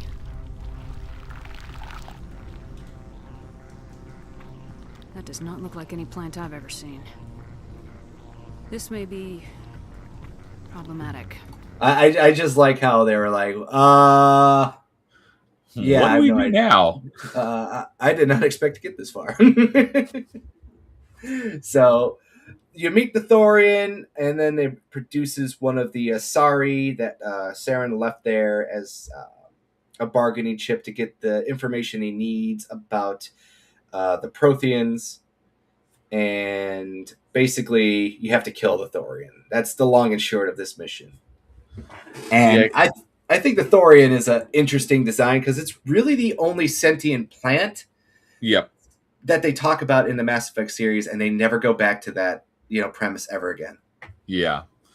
Because I was thinking, like, what exactly is it that you're trying to gain from this mission? Obviously, you're trying to help the survivors that are there, but like there was something about the Thorian, the cipher. That's right. And you're trying to get the cipher. And the cipher is what's supposed to be able to help you understand the message that you got from the beacon, right? Right. Exactly. Yeah, that's the part I was missing. I'm like, what was the whole point of the Thorian? And it was the cipher. Thank you. Yeah, so you get basically the Thorian is so old, he understands the Protheans. And Saren and you are the only people that really have access to that memory, and they need a cipher. So the Asari are offered to the Thorian because they can obviously mind meld with things.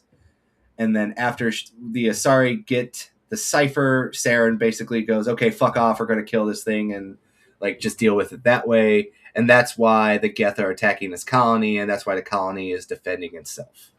Oh, because Saren sent the Geth to try and destroy it so that no one else could get the cipher. Exactly.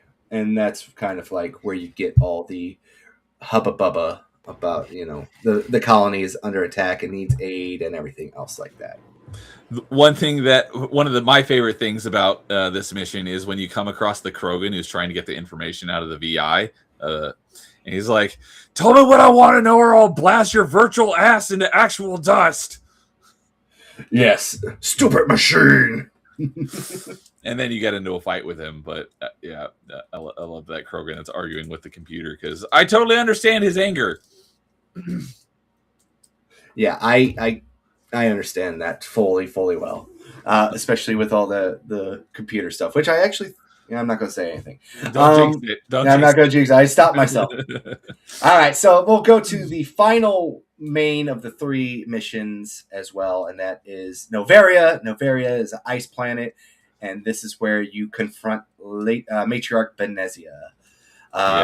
Because you knew, I don't remember how exactly, but someone tells you that Benezia is on Noveria, and that's why you go there. Because I think it's because she has a research contract with a company on there. Okay. I forget the exact name of it. I know there's another big company out there, but I can't remember the name of it. Exogeny is just memorable to me, but I can't remember the other one.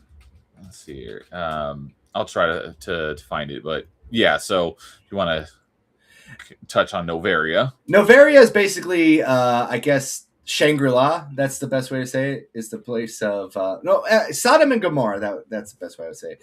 It's where companies go to do all their debaucherous black site dealings, where they're just outside of law. I guess you could say. It's basically international waters. Essentially, yeah. Yeah, so it's a planet outside of Citadel space, but not in the Terminus systems, where companies across the universe basically go and do all their unethical research in that. And they even make a point of that to say the reason why they do it on Noveria is because it's an ice planet, and if something goes wrong, the ice will kill it. Yeah, so I found a couple of the names of the companies that do business there. Tell me if one of these it sounds like the one that Benezia works with. There's Binary Helix, Alanis Risk Control Services, and Synthetic Insights. Synthetic Insights. That's the one. Okay. And I think it's also Binary Helix is also another one that she works with. She works with a bunch of them. Okay. I think it's a multitude of them. But basically, Noveria is the white crime hub of the galaxy. White collar crime, yeah. Yeah, so it's like that. That's white collar, and then in number 2 we get Omega, which is basically just like the pirate land. Tortuga. Yeah, basically Tortuga. But yeah, we go there. You learn about some shady business politics. So you got to kind of work your way into kind of getting a pass and getting through some corporate espionage. All that stuff we're kind of going to gloss over because play the game, you'll find out. If you have played the game, you know what happens. We don't need to go into too much detail about that. But similar to Pharos, this one also ends up being kind of a 2-part, two goals that you're trying to accomplish in that. Kind of like a 3-parter, if you ask me. Because obviously you're trying to meet up with Benezia and get some answers on what the heck she's doing with Saren. But the other one that I was referring to is, of course, you come across the Rachni. What's the third thing? I would say like the first thing you go through is obviously the white collar intrigue that kind of goes there for you to get into the hangar. And obviously the loose ends you tie up there because there's a interesting subplot that goes on there too, where you have to get the guy's name is Lord Keene. You have to get his pass to get into the garage, and in order to do that, you have to go to his office. And then there's a whole bunch of other side quests that kind of go on. It's kind of main quest, kind of side quest. Okay. And then the second part, and then the second part is when you have to go. We're trying to go fight Benezia, and in order to get there, you have to go through the ice. And then when you get to the station that she's at, that's when you run into the Rachni. But you don't know that they're Rachni. Yeah, you don't know that ahead of time. So you come across the Rachni, which are supposedly extinct. because of the Krogan wiping them out during, what was the name of that war? The Rachni War. Just the Rachni War. Yes, it wasn't anything special. It was very straightforward. And so it's like, wait a minute, why are there Rachni here? And Yeah, it's because one of these shady corporations found a Rachni queen egg. A And derelict spaceship, I believe, is correct. Yes, they found the Rachni queen egg on a derelict spaceship, and they hatched it. And I don't remember for what purpose, but obviously things go awry and gets out of control, and you have to contain the situation in order to get to where you're going. So basically, I think the long and short is they wanted to revive the Rachni to serve Saren. That's what I think it was. Okay, not sure how they would have gotten them to serve him, but well, that's like one of the big overall spoilers when we get to it. But like right now in the story, the only thing we know is like, oh well, they were trying to revive the Rachni to have like another army of slaves, basically. So like the queen can self-reproduce, and they wanted to use her children as basically a free war party. Okay. Yeah, so that's what it was. And that's when you kind of run into the scientists and everything that are holed up there. Kind of like what we were talking about with Pharaohs, is that they're like a ragtag group of people trying to fight off the Rachni and try to survive, basically. And you get to a bunch of side missions and side stories with that. And then eventually you go and you kill all the Rachni. And then that's when part 3 of it starts off, which is, okay, now that you killed all the Rachni, now everybody that you were helping defend basically goes, okay, now it's time for us to kill you. And that's the third part of the mission. Because now you have to blow through them, and then you go and confront Benezia. Yeah, and so at the end, you don't really you don't actually fight Benezia, really. She summons the Asari commandos, and you fight them. She is... All right, so we're going to be very blunt here. Mass Effect has really shitty boss fights. I'm going to be honest. It's not good, not great. Could be better. It's not a perfect game, but yeah, she sends waves of Asari commandos and Geth commandos after you, and you basically have to kill them all, and then she kind of loses health in like chunks of that. But another thing too is she is actively gunning you down. Like, she will throw singularity bolts at you. If you get hit with one of them, you basically go like retarded and you just flop around, and you then go into ragdoll mode. Yeah, and then they kill you and everything else like that. And, so my wife just came in here with our dog and scared the hell out of me. Sorry, I lost my train of thought. What was that? So yeah, so you fight, quote unquote, fight Matriarch Benezia, and you beat her. And after you defeat her, you're basically like, you know, what is Saren planning? Why are you working with him? And you get some information out of her about Saren. And you also get introduced to the revived Rachni Queen. Yes. And who's in like this large container. And the Rachni Queen is able to communicate with you through the corpse of one of the Asari commandos, because they communicate like telepathically. Mm-hmm. And so you talk to the queen, and basically gives you the option to the container she's in has like a built-in like gas the queen button, so you can kill her, or you can release her, and so and set her free. And that's one of the big moral points in the game where the Renegade and Paragon comes into play. Another thing too is the Rachni Queen does give you a little bit of a lore dump as well. Yes. Where she basically says that, like, well, my people, the reason why we fought everyone was not, it doesn't seem like it was just because we decided it. It was more like an outside force was forcing us, you know? Oh, yeah, for the Rachni War, right? Yeah, for the Rachni War. She kind of basically says, like, look, I'm not the original queen, but we kind of carry over our memories of trauma and stuff like that. They have genetic memory. Yeah.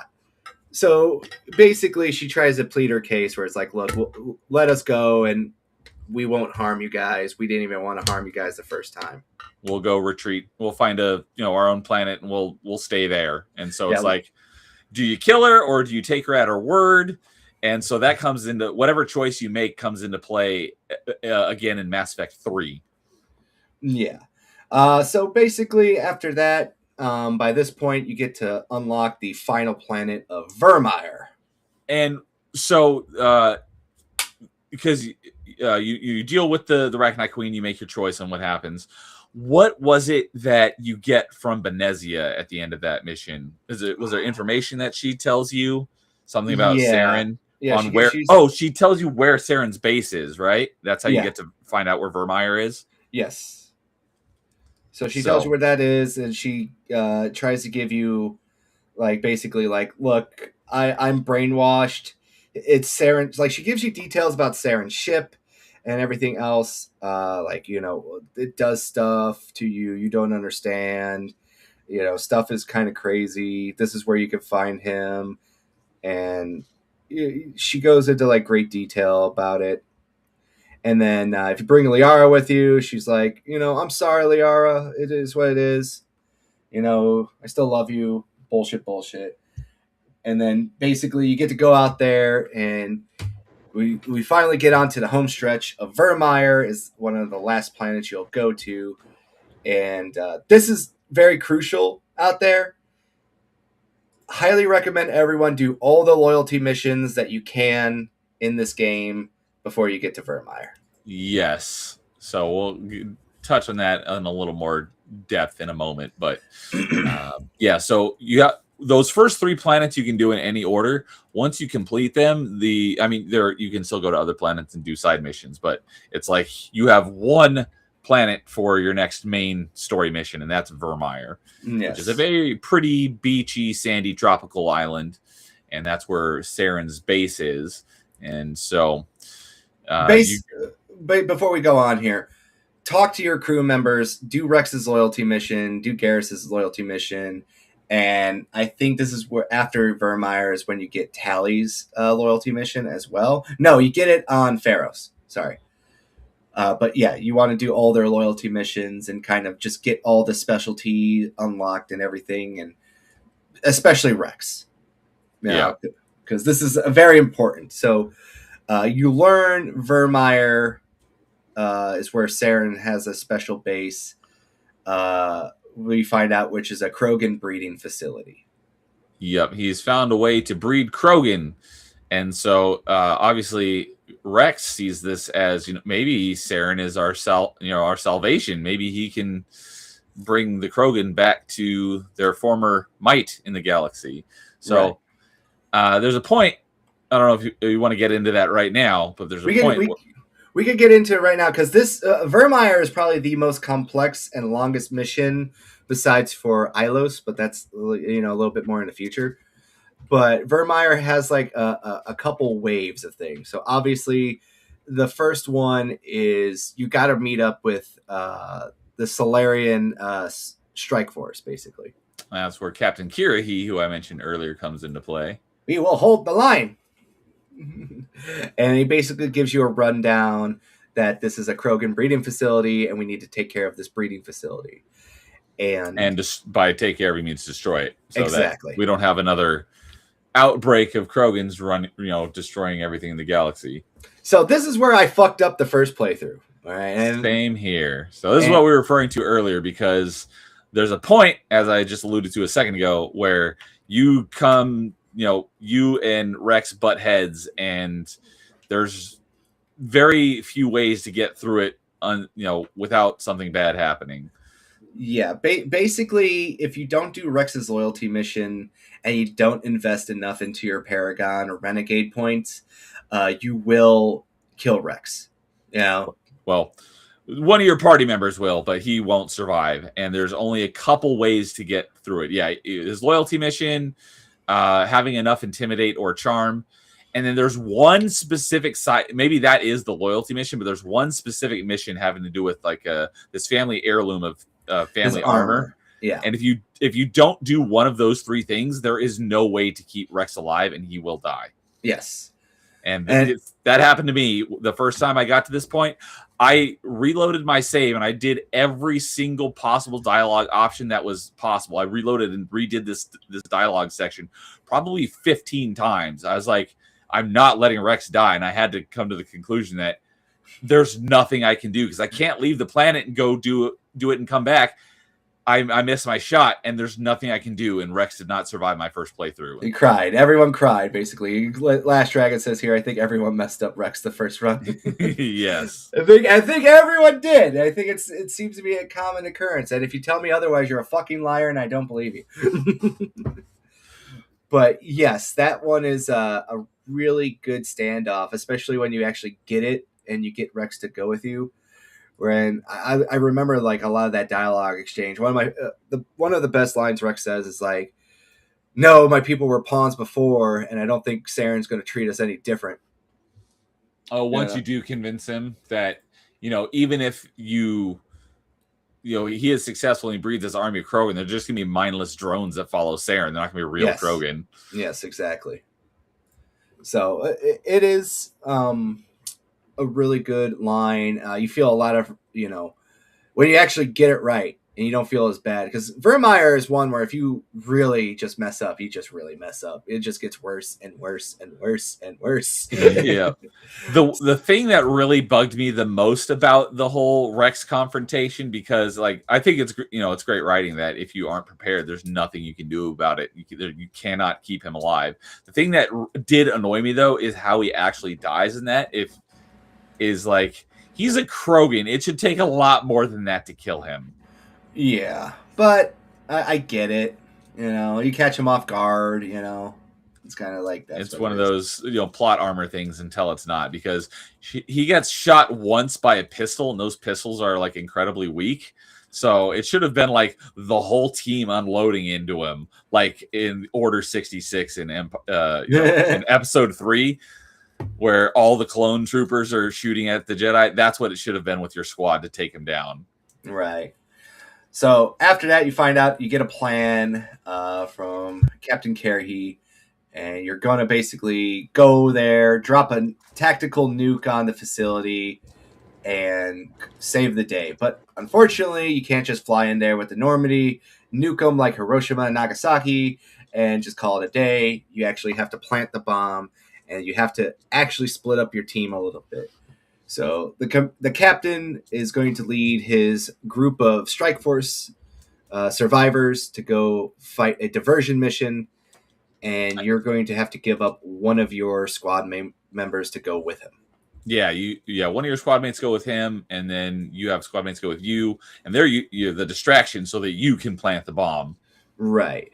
And basically throughout that the series of events too, this also will influence who lives and who dies during this mission, because another thing too in addition to Rex, there's more people that could die. Captain Kerhi's squad could be completely sacrificed if you want, and there are other things you can do to help make their lives a lot easier by sabotaging some drones, disrupting some security, having extra enemies come your way, so they can also have a little bit of breathing room too. There's some really good writing there that actually plays a little bit into it at the end. But the whole point of it is you're trying to work your way into the facility to security area so the Normandy can land and you can drop a bomb. But you discover that there is another beacon here at this facility as well. And this beacon basically clarifies your message to you. And this was what I like to say is my favorite moment in Mass Effect 1. Yep. And that is when you finally get to hear the truth about the Reapers. And I actually have this scene brought up here too. And I think, Neo, I don't know how often you remember this scene. Oh, yeah. But this is one of my favorite villain introductions here. So here it is. We got the conversation with Saren's ship, Sovereign. This is not good. You are not Saren. What is that? Some kind of VI interface? Rudimentary creatures of blood and flesh. You touch my mind, fumbling in ignorance, incapable of understanding. I don't think this is a VI. There's a realm of existence so far beyond your own, you cannot even imagine it. I am beyond your comprehension. I am Sovereign. Sovereign isn't just some Reaper ship Saren found. It's an actual Reaper.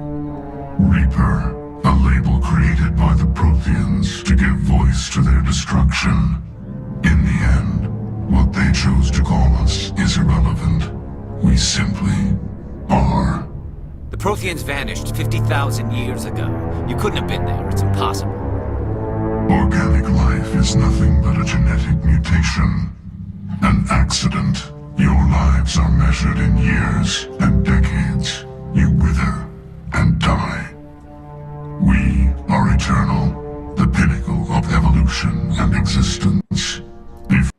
So yeah, it's just like one of the most hardest dialogues in video games probably out there is Sovereign just talking mad shit to you. I love that so much. I didn't want to play the whole conversation because if you haven't played this game, definitely go play it. And if you have played this game, go ahead and replay it because that is, I think, by far probably one of the hardest moments in video game history, if you ask me. And not hard by like difficulty, but like it hits hard. Yeah, it's just like it's just very straight to the point. I think it's probably one of the most well written, well thought out, exchanges of like how would a machine that is basically just eternal and uncaring and just is there to kill would address you. And I think they did something that the best way for us humans to comprehend it, and even still it's not that comprehensible.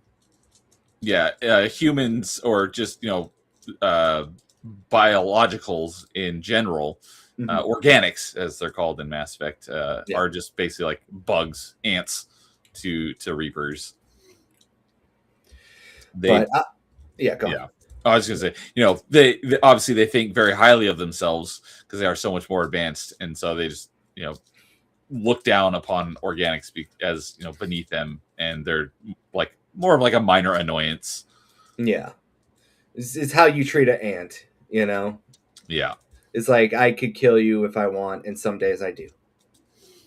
And so as we saw in that cutscene, we find out that Sovereign, which we thought was Saren's ship, is while it is a spaceship, it is an actual Reaper. And one of the other things that we haven't touched upon that we discovered during this mission as well is that being in proximity to a Reaper causes indoctrination and basically causes organics to go crazy. Yeah, we basically learned that from Benezia that Sovereign does assert its will upon people. And we do learn while we're on Vermeer about indoctrination because you do run into other members of the Solarian Strike Force that are indoctrinated. I don't know if you remember that, Neo. Do you remember? Yeah, that? Yeah. You fight a number of indoctrinated species. Yeah, but basically that's kind of like just the big reveal there. That basically everything that's happened, the Rachni War, to just the current events of what you see right now, has been the Reapers trying to start the new cycle. And the Protheans did a good job of just delaying it just so much before they were eventually wiped out. Basically, in the lore, the cycle has been going on for an inconceivable amount of times. And a cycle is the 50,000 years the Reapers return and wipe out all life. And there's millions upon millions of Reaper ships out there. So basically, the cycle has gone on for longer than even probably most organics in this time period could comprehend themselves. Yeah. That it is impossible to fathom. Even in that big speech, Sovereign makes a point of that, where it's like, we are Legion and we are infinite. You don't know just what you're about to get into, basically. Yeah. And the only thing that they kind of make note of in the lore is that the Protheans were the best at holding off the Reapers, and even they could not even fight back, which they do make mention about later on in Ilos when we get to that point. But basically, after you talk to Sovereign, you basically get a report that, hey, Sovereign's coming right for us. We need to really blow this popsicle stand, no pun intended. We need to get out of here fast. We need to get out of here fast. So you get there, you set up the nuke, and then you get a call from Captain that they need some backup. So you rush with your team to go get some backup, and then all of a sudden, you got your second hardest choice of this planet. You see a Geth dropship coming in to overwhelm the nuke location, and now you're left with two options. Do you go save the one task force, or do you go help the team set off the nuclear bomb? And usually, for me, I more often than not go save the task force, and usually it's because I send Ashley there because I'd rather hang out with Ashley than Caden, and that's just me personally. What about you, Neo? What do you usually do in this point? Yeah, so one thing we didn't quite touch on is we did say you can send one of your squad mates to go help with the task force and one to go help set up the bomb. And your only options are sending Ashley to one of those options and Caden to the other. And then once you get to this point, it's like you have to pick. Do you go and say whichever one you sent to whichever location, you have to pick which one you're going to go to, and you can save that squad mate. But it is impossible for both Caden and Ashley to both survive. One of them will die no matter what. So you have to pick whether to go and help back support the detonation of the bomb or the task force, and whichever squad mate you sent to whichever one of those. And I typically always go and defend the bomb. So if you go and support the task force, because when you go to defend the bomb, you run into Saren and you have a boss fight with him. If you go into Saren pops up regardless. Okay, that was my question. Is I don't know if I've ever actually went to help the task force, and if you do, does Saren still show up? Yes, he does. Saren is a mandatory boss fight. That's what I figured. I just either didn't know, or it's been so long since I've done it, I'd forgotten. So you never go save Captain Kirhi ever? I'm sure I probably have at least once, because I have played the game a number of times. It's been so long since I've played that. Normally, when I do play it, I go and defend the bomb. So I can't. I'm sure I probably have saved him once, but I don't know if I could say I've done it more than once. I get what you're saying. The only reason why I always go save them because I'm like, well, if you're going to go and like protect, like the bomb was probably going to go off, because they did arm the bomb, and that's kind of like the big thing. It's like when that dropship arrives, whoever you have defending the bomb tells you, hey, it's too late. I reactivated the bomb. Yeah, I usually go and defend the bomb because just to make, because I wasn't sure, at least on the first one, I wasn't sure. It's like if I, do go to defend the task force, is like, will they be able to deactivate the bomb and it won't go off?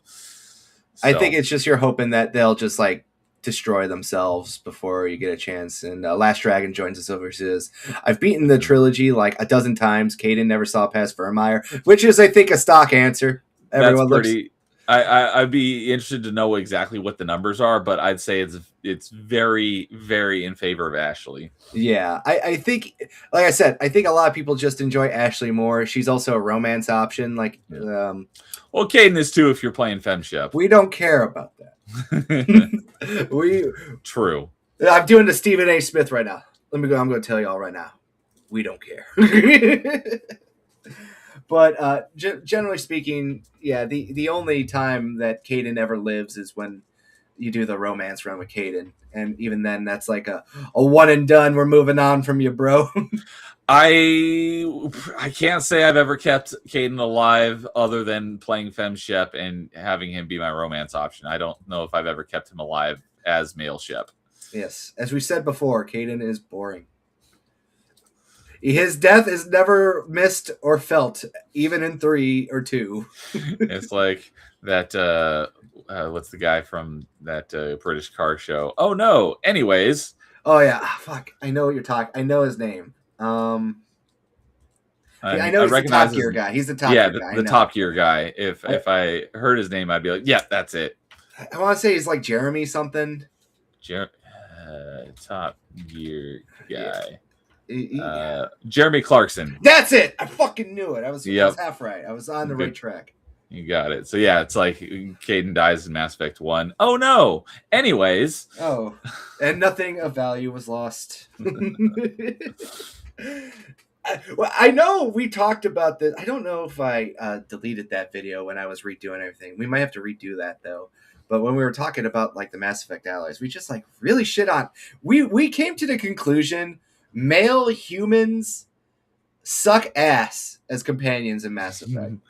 The Mass Effect character rating stream is still on your channel. All right, cool. If you want to watch our deep thoughts about each individual companion, go check that stream out after this one. I highly recommend it. It's good.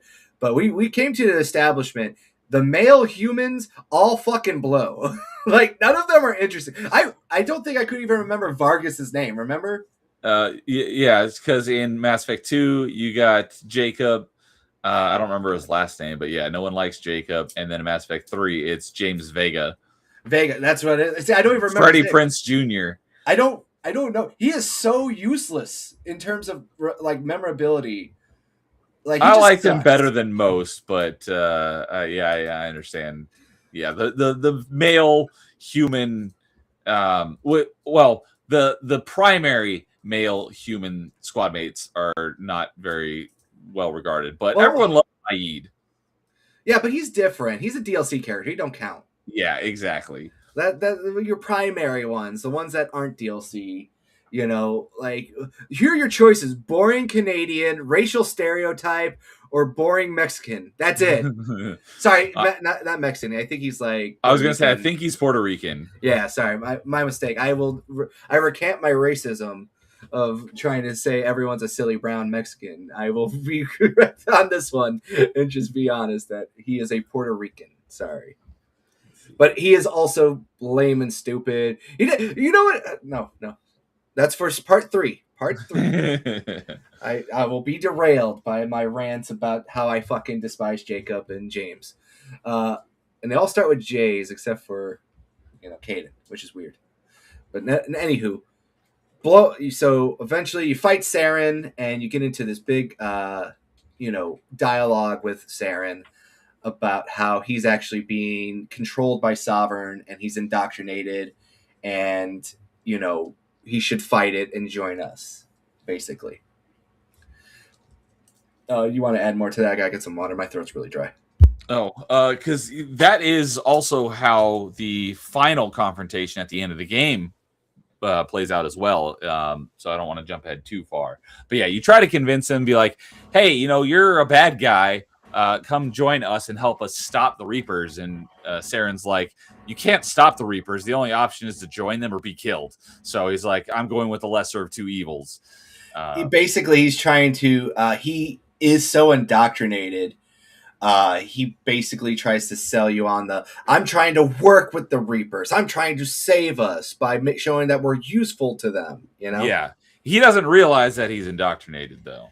Basically. That's the best way to say it. And if you get your Paragon and Renegade points up, you actually get him to have a moment of self-doubt.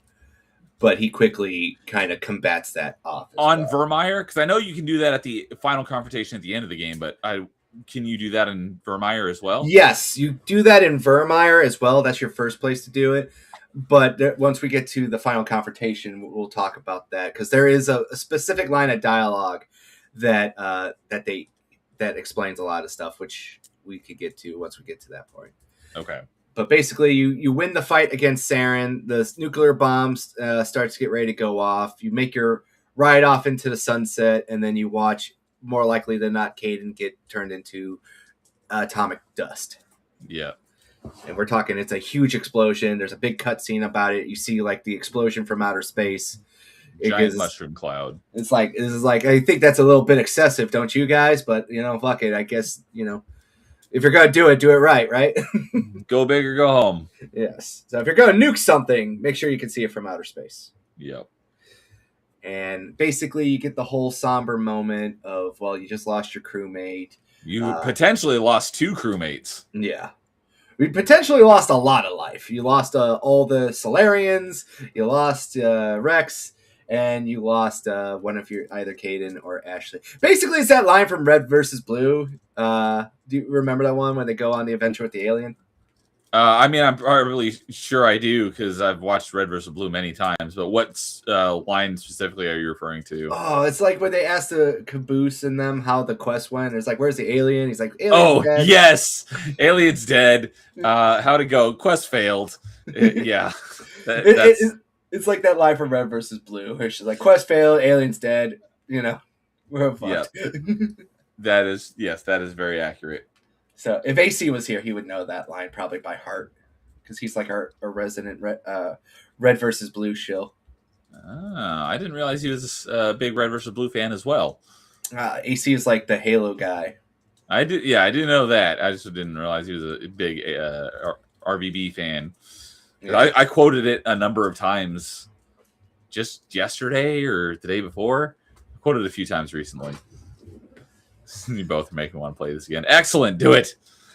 It's a great game. All right. I mean, Mass Effect. I think Neo and me have talked about. Mass Effect is our favorite franchise, or at the very least, we each have our favorite video games are part of the series. Mine's Mass Effect 2, and Neo's is Mass Effect 3.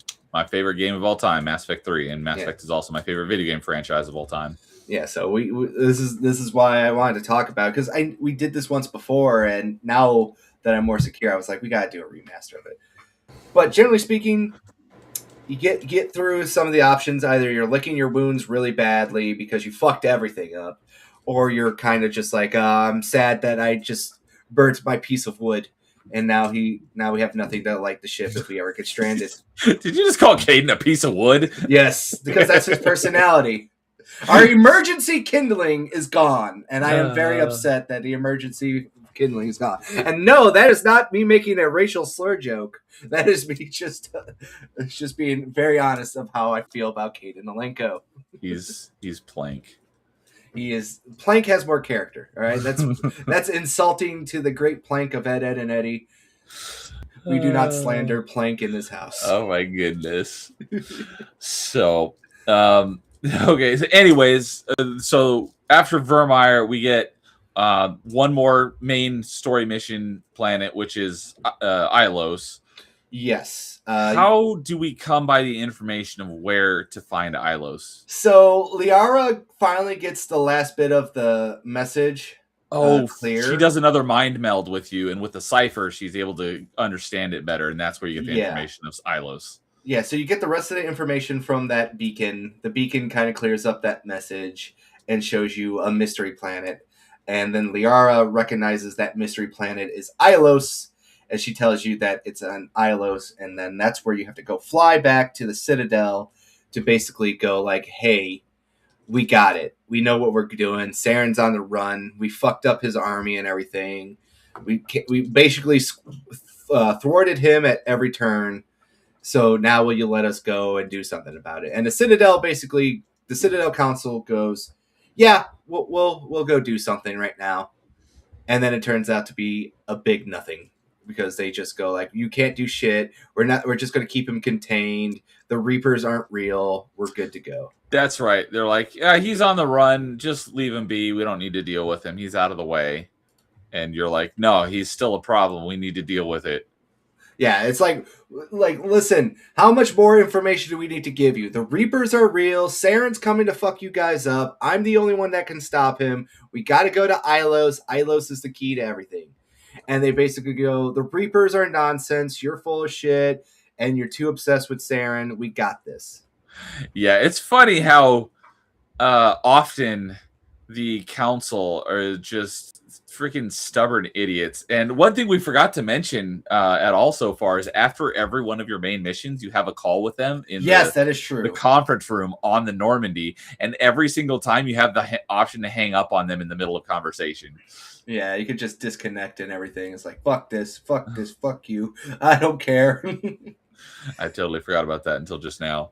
And even like when you do something right or wrong, the Turian's always like blasting you. It's like, you're a fucking idiot. And I just want to tell them, like, what the fuck's wrong with you, Mr. Turian Ambassador? Yeah. Always up my ass, you know?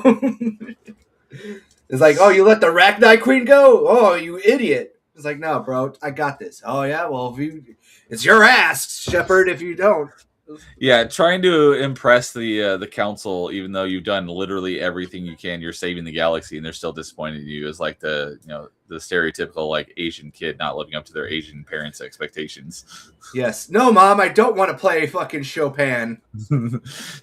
you like in Family Guy. You doctor yet, Dad? I'm 10. No, talk to me till you doctor. But there's also like another thing there. We should give. They do have a really logical reason. Where it's like, we're responsible for the lives of trillions of people. We can't just go chasing every ghost and shadow and whim, you know?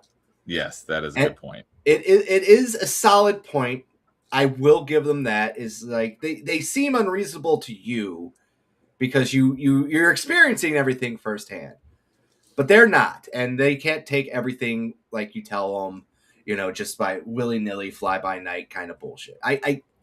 I understand it. It's not badly written, and it actually does, have a logical reason because it does make sense. It's like if you were in charge, if you're the leader and you're responsible for a bunch of lives, you just can't go out there, dropping nukes and fucking, screaming, fuck yeah, let's go in, boys, America, yeah, in space. Yeah, it's like they can't do that. It makes sense. And also, We've established earlier, if you guys forgot, remember, there's this other group of systems out there called the Terminus systems, and the Terminus systems is where Saren has been spending a lot of time. If they go into this Terminus systems, then it could trigger a intergalactic war, basically. Yeah. So it does make sense. So, yep. Basically, the long and the short is now it becomes like the action movie phase where you meet up with Captain Anderson, and Captain Anderson goes, there's two options for us to do this. We could do it the easy way or the hard way. I'm going to make sure we could get you onto your ship.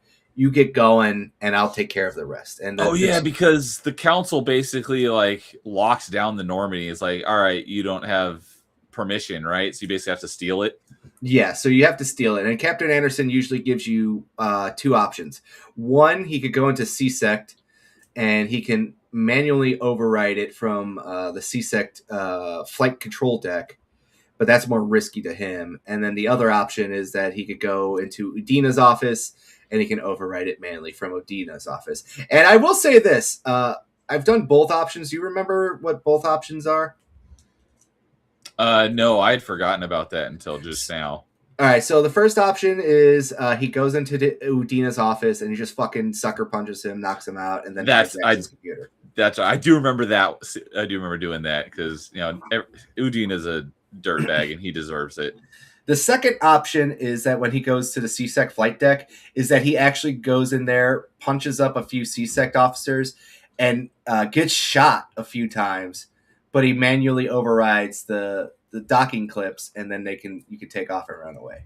He doesn't die, but he gets shot. I was like, he's too important. He can't die there. I don't know if I remember that part, but I do remember him knocking Udina out. I think everyone just goes with that one because they're like, yeah, this one's simple and easy. Just go punch that you loser's ass out. That guy's a douche anyways. He deserves Yeah, no one likes Udina. But then you go on your hog wild race. If you have a romantic option, congratulations. You get sexy time before your final suicide mission. So good on you. You get to see some ass one way or another. If you get the ass in Mass Effect, that's where that comes from. You get your little Paramore achievement for all you achievement and or trophy hunters out there. So congratulations. Yep. And then we get to Ilos. And Ilos... Neo, would you like to give the first take on what Ilos is? So the intro cutscene is pretty cool because you don't just gently land on the planet. You get dropped because a normal thing that happens on basically like the non-story planets that you have side missions on is you'll drive the Mako out of the Normandy as it's flying by. It doesn't actually like land or anything because the Mako has like thrusters to slow it down. So that is not new, but there's like no place to land, barely even enough space for the Mako on this one. So you basically pull like an epic, both you as the driver of the Mako and Joker as the pilot of the Normandy work together, and he drops you off and you land the Mako in just this tiny little space, and you make this epic landing, and then you go and explore Ilos. And I remember, like I said, it's been a while since I've played it. So in my mind, it's a really short planet. But the last time I remember playing it, I'm like, this is a lot longer than I remember it being. But you do have a, do you get out of the Mako immediately and do the rest of the level on foot? Or do you drive around for a little bit before you get out? So the Mako, like you said, you have to basically do a pinpoint landing because Saren is going into this bunker. But he closes the door before you could get inside of the bunker. So what you have to do is you have to go around and you have to go open the doors to get in there. So you get out of the Mako and you do a little bit of ground combat against Geth forces. And you get to walk around this planet, and everyone on this planet is like these weird statues, and they look like they got like cords and stuff coming out of their eyes. It's very disturbing, to be honest with you. It's got this almost weird sense of like Vlad the Impaler, you know. I was saying more H.R. Geiger, but something like that. Like it looks like a civilization that was, you know, a village that was just pillaged by like some sort of race, and they were just like put up there as trophies to kind of show off like trophies of some type, you know. Yeah, like the best way to say it is like, you know, nightmare. It's like a very nightmarish fuel. It's a dead planet, a lot of white, a lot of gray, a lot of orange and green. The 360, you know, stereotypical, looks like a blender of vomit just painted on everything. I was thinking it was like a space, like Aztec runes kind of. I could see that, yeah. So you kind of go around there and you run into some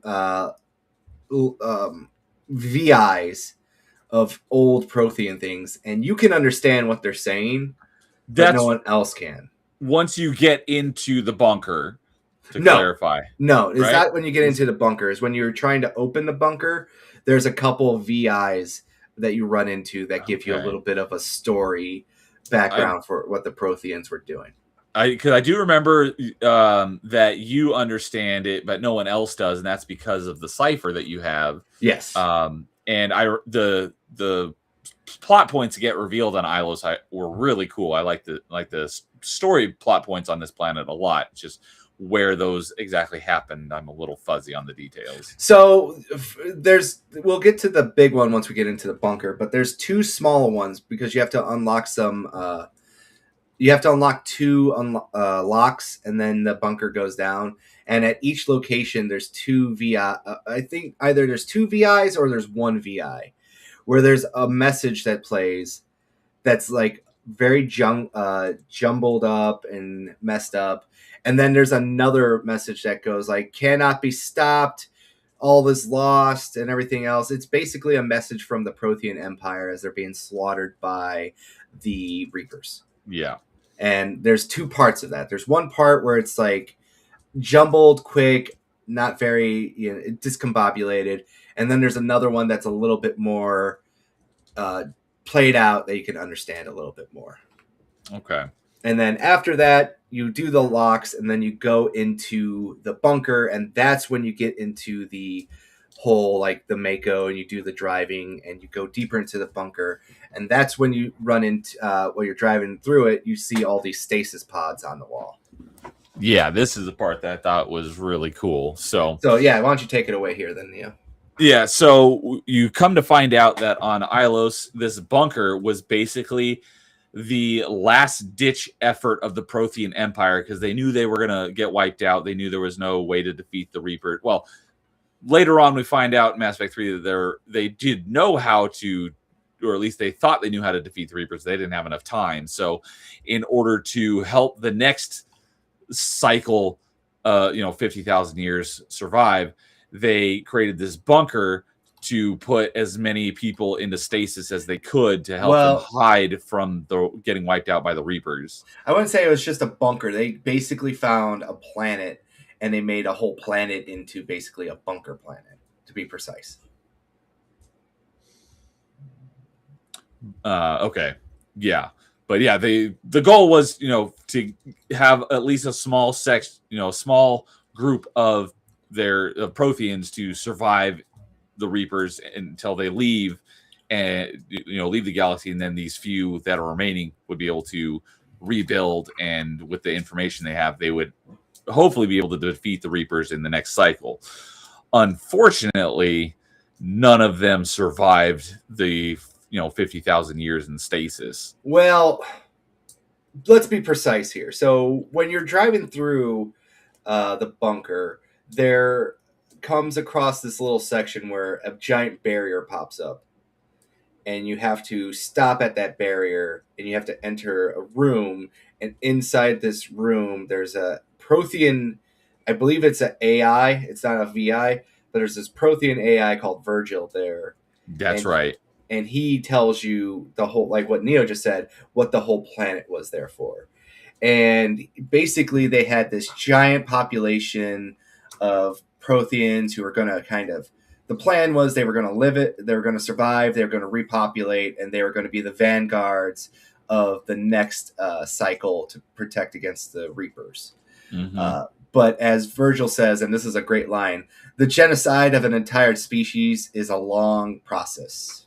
Yep.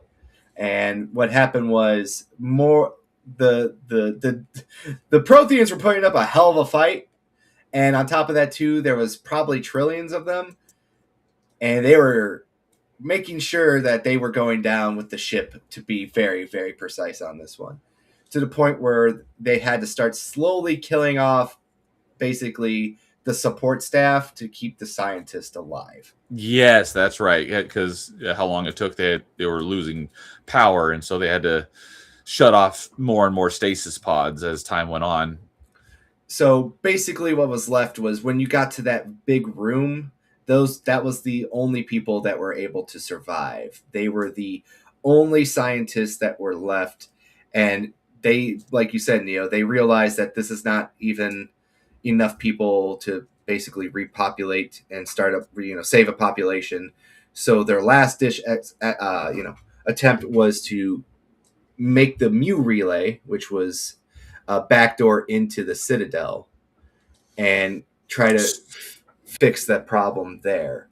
So there were some that actually survived the culling by the Reapers. Yes. I did not remember that. I thought they all died in their stasis pod. So some of them survived, and they made what became known as the conduit, which you use at the end of this level. Yeah. So those that survived created the conduit.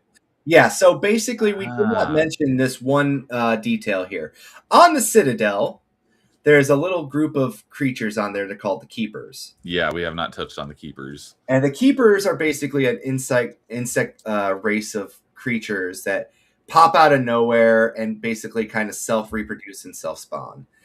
Virgil basically says that the Keepers might have been one of the earliest races, if not the first race to ever be indoctrinated by the Reapers. And what they did was they basically turned them into organic machines that are just there to keep the Citadel alive and well, so that any race that comes there could be onboarded with ease. And if you try to tamper with them, they self-destruct and die. Yeah, no one really knows almost anything about them other than they've always been there and they keep the station running. And it's actually even illegal to, investigate into them. There is a small side quest at the beginning of the game where you scan them for the Solarian. But yeah, the Keepers are all over the Citadel, keeping it running, but no one really knows anything about them. So basically what we learn is that the Citadel is actually a giant mass relay, and that relay is how the Reapers go into a cycle. They kill every form of government that is there, because the Citadel basically is a honeypot where they try to set up, the most dominant races to run that place as their central form of government, because all relays lead back to the Citadel. So that's what they do. And then what happens is when the time comes, all the Reapers come through the Citadel, they kill all their higher ups and their government officials, and then they go out from there. So what happened is that the surviving scientists, they make the Mu relay, which is a backdoor into the Citadel. And what they learned was that a signal is sent to the Keepers, so the Keepers activate the relay to have the Reapers come through. So what they figured out was they figured out how to jam that signal, and the only way they could do it is to go back to the Citadel, and then that's what happens to the rest of the survivors. They go to the Citadel, they stop the Keepers, and then, as Virgil says, without any resources, they had a slow and agonizing death on the Citadel. That is the remaining scientist from Ilos. Yes. Yeah. So that is what happened to the Protheans, and that's basically how the Reapers kind of keep getting away with it so quickly and efficiently and catching them off guard, is because they funnel everyone there, they kill all the leaders, and then they go out there and they kind of proceed to do the genocide as they see fit. Yeah, every cycle, the Citadel ends up being the Galactic's capital, essentially. So it makes it really easy for the Reapers to wipe them all out in one fell swoop when they come back every cycle. It's forced evolution. They basically train anyone to get hooked on their technology, go back there, and makes it easier for them to be wiped out. Yep. And they do make mention that they scan the planets, they find out which ones are super primitive and which ones aren't, and then they just kill all the technically advanced ones. Yeah, so like in Mass Effect 3, when you talk to Javik, you mentioned the Solarians. He's like, the lizard people? And Liara's like, actually, I think they're amphibian. So apparently the Protheans knew about them, but they were, not advanced at the time, and they evolved over the course of 50,000 years to be an actual sentient species.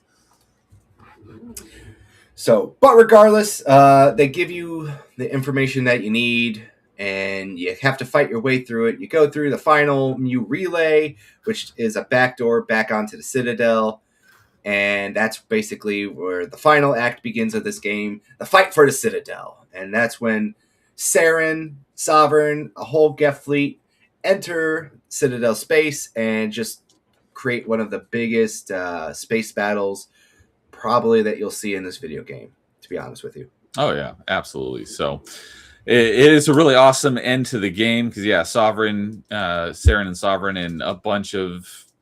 that's the only Reaper, but they do... Is that the only enemy ship is just Sovereign, or are there other ships that come with it? I said a Geth fleet. Yeah, that's right. There was a Geth fleet with it. Mm-hmm. But also, that's when, the Alliance... the Alliance and the Council races and not all of their fleets, but a large fleet of ships of theirs are there as well. So a big old space battle at the Citadel, and it's pretty awesome. And so there's a couple of big decision points on where do you go try to save first. You back up this the Destiny Ascension, which is an Asari ship, which is the largest ship in any fleet as far as we know, and that's you're where a robot in a little Neo.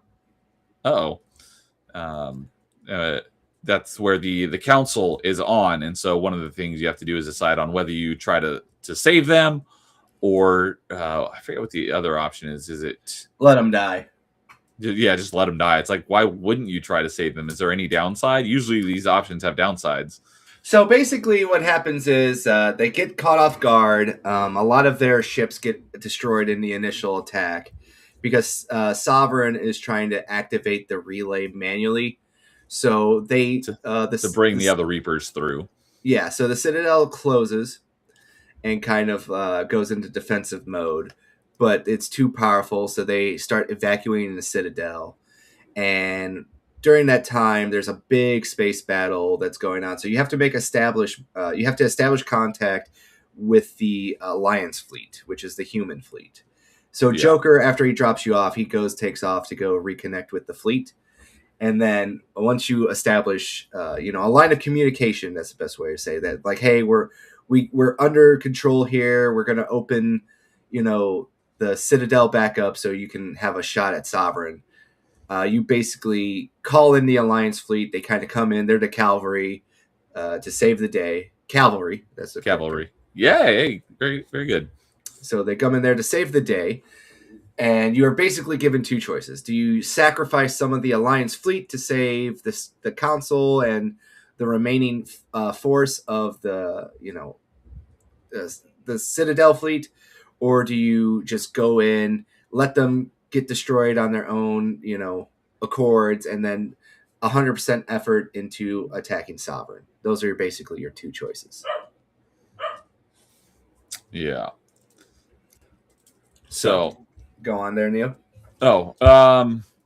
So that's, you don't really do anything on that one. You basically just, because you're basically telling Joker what to do, right?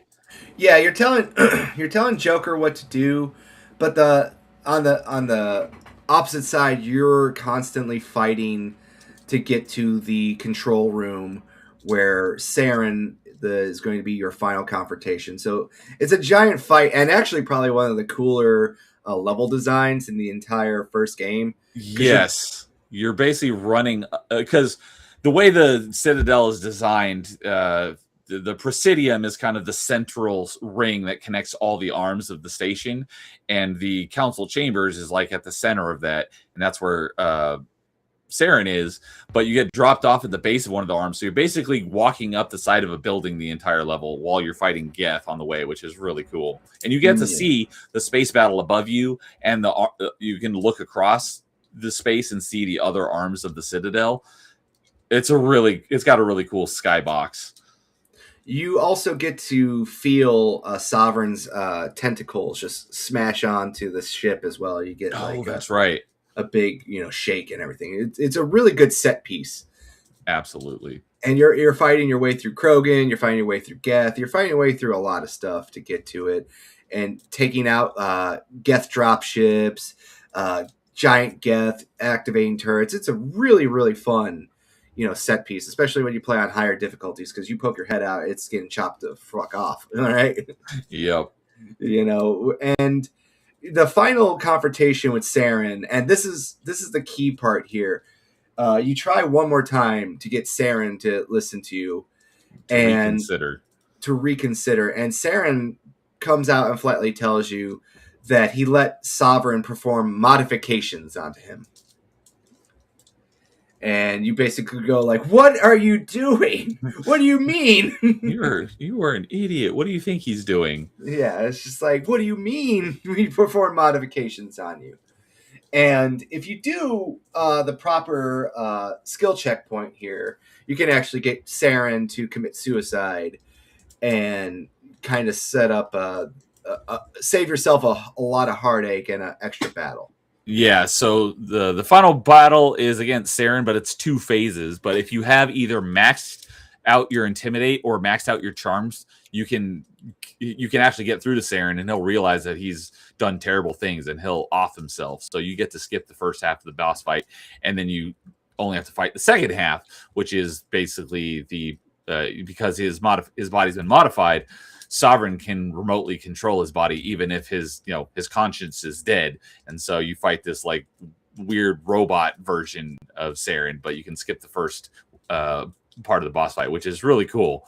But yes, it's really fun. I love this boss fight. It's actually fun.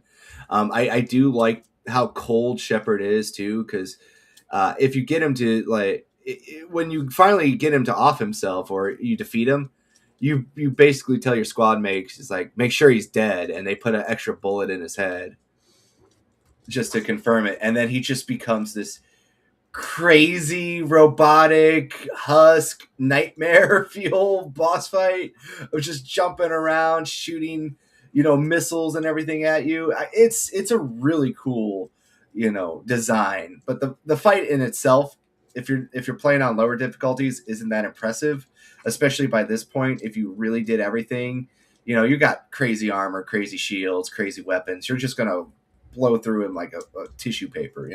Yeah. And, but that's the nature of RPGs. If you're like super over leveled, and then you're probably going to blow through a lot of content. And then, of course, you get to see a giant space battle going on where Sovereign's messing up the fleet, and you're also trying to, stop everything from happening. There's a lot of cool set pieces, But long story short, You save the day. Sovereign gets destroyed. You defeat Saren. You defeat Saren, and remind me though, because like, how exactly would you defeat a Reaper when it's so powerful? I think when you defeat the Saren control or the Sovereign controlled version of Saren, it like severs the link that Sovereign has with his own body. So like his because he's essentially a giant machine, but it like severs the link and he's vulnerable for a minute, and that's when he gets destroyed, right? So basically, it's twofold. First off, he's Reapers. While they may seem indestructible, they still take a lot of damage, and that's why they even made a point where it's like, well, Sovereign could not activate this ring by himself with the whole force of the galaxy against him. It was a terrible idea. But on top of that, too, when you defeat Saren, it kind of like creates a moment where Sovereign is kind of messed up. And he's already been taking a lot of damage, but now he just takes basically the final blows. Yeah. And then get to the end of the game. Depending on your choices, either the council says, hey, that's great. Or if you let them die, you're like, okay, now we take control. We run this house, Yeah. And then you kind of get like, hey, good job there, kid. You did good. And then you get the old fashioned, my work ain't done here, Batman cape. And then we get like the final scene, obviously, there. So that's the long synopsis of the first Mass Effect game, kind of in a nutshell. And we didn't even talk about a few other kind of side quests out there. I kind of want to bring this up, too, because we didn't talk about the DLCs. No, we didn't. I think we'll keep those very brief because They're not very long. The one DLC is just basically a time trial thing to get really good weapons and ammo. Yeah, the Pinnacle Station, which in the Legendary Edition they did not have because they lost the DLC files. That's not in the Legendary Edition because they lost the source code to it. Yes. So the only way to play that is on the original version. It's not that great of a DLC though. It's basically just a combat simulator. But it gives you the best rewards. I forget what the rewards were, other than I do remember that you get some Admiral's like apartment, but I don't remember anything other than that. So you get that Admiral's apartment, and then you can use your credits to buy like super awesome armor, guns, and ammo. And this is probably in the original game, not the retooling. You could get 2 heat skins that give you unlimited ammo. So you could just hold down, if you have an assault rifle, then you just hold down the trigger and you don't even worry about it.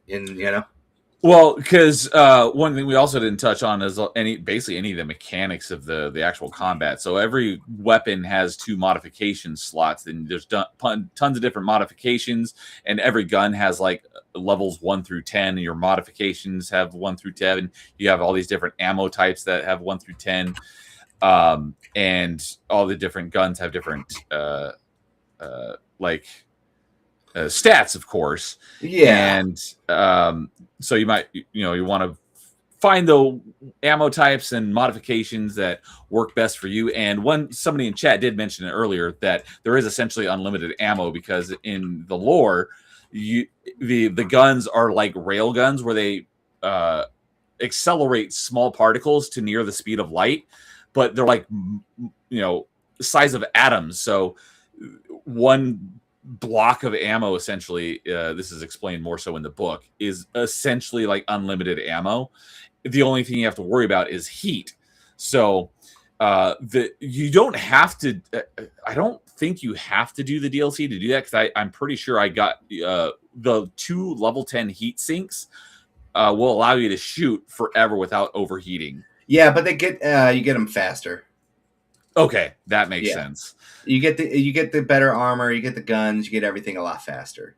Okay, so like you could get. But that's exactly what I would do. Is at least when I played Soldier, because on my Insanity playthrough, I played through as a soldier, and that's what I did. I got the special like N7 assault rifle that you can only buy from a certain vendor, and they're super expensive. And I put 2 heat sinks in that, and you can fire forever without overheating. And it's great. Really cheat code makes the game a lot easier on Insanity, because on Insanity all the enemies are stupid high bullet sponges.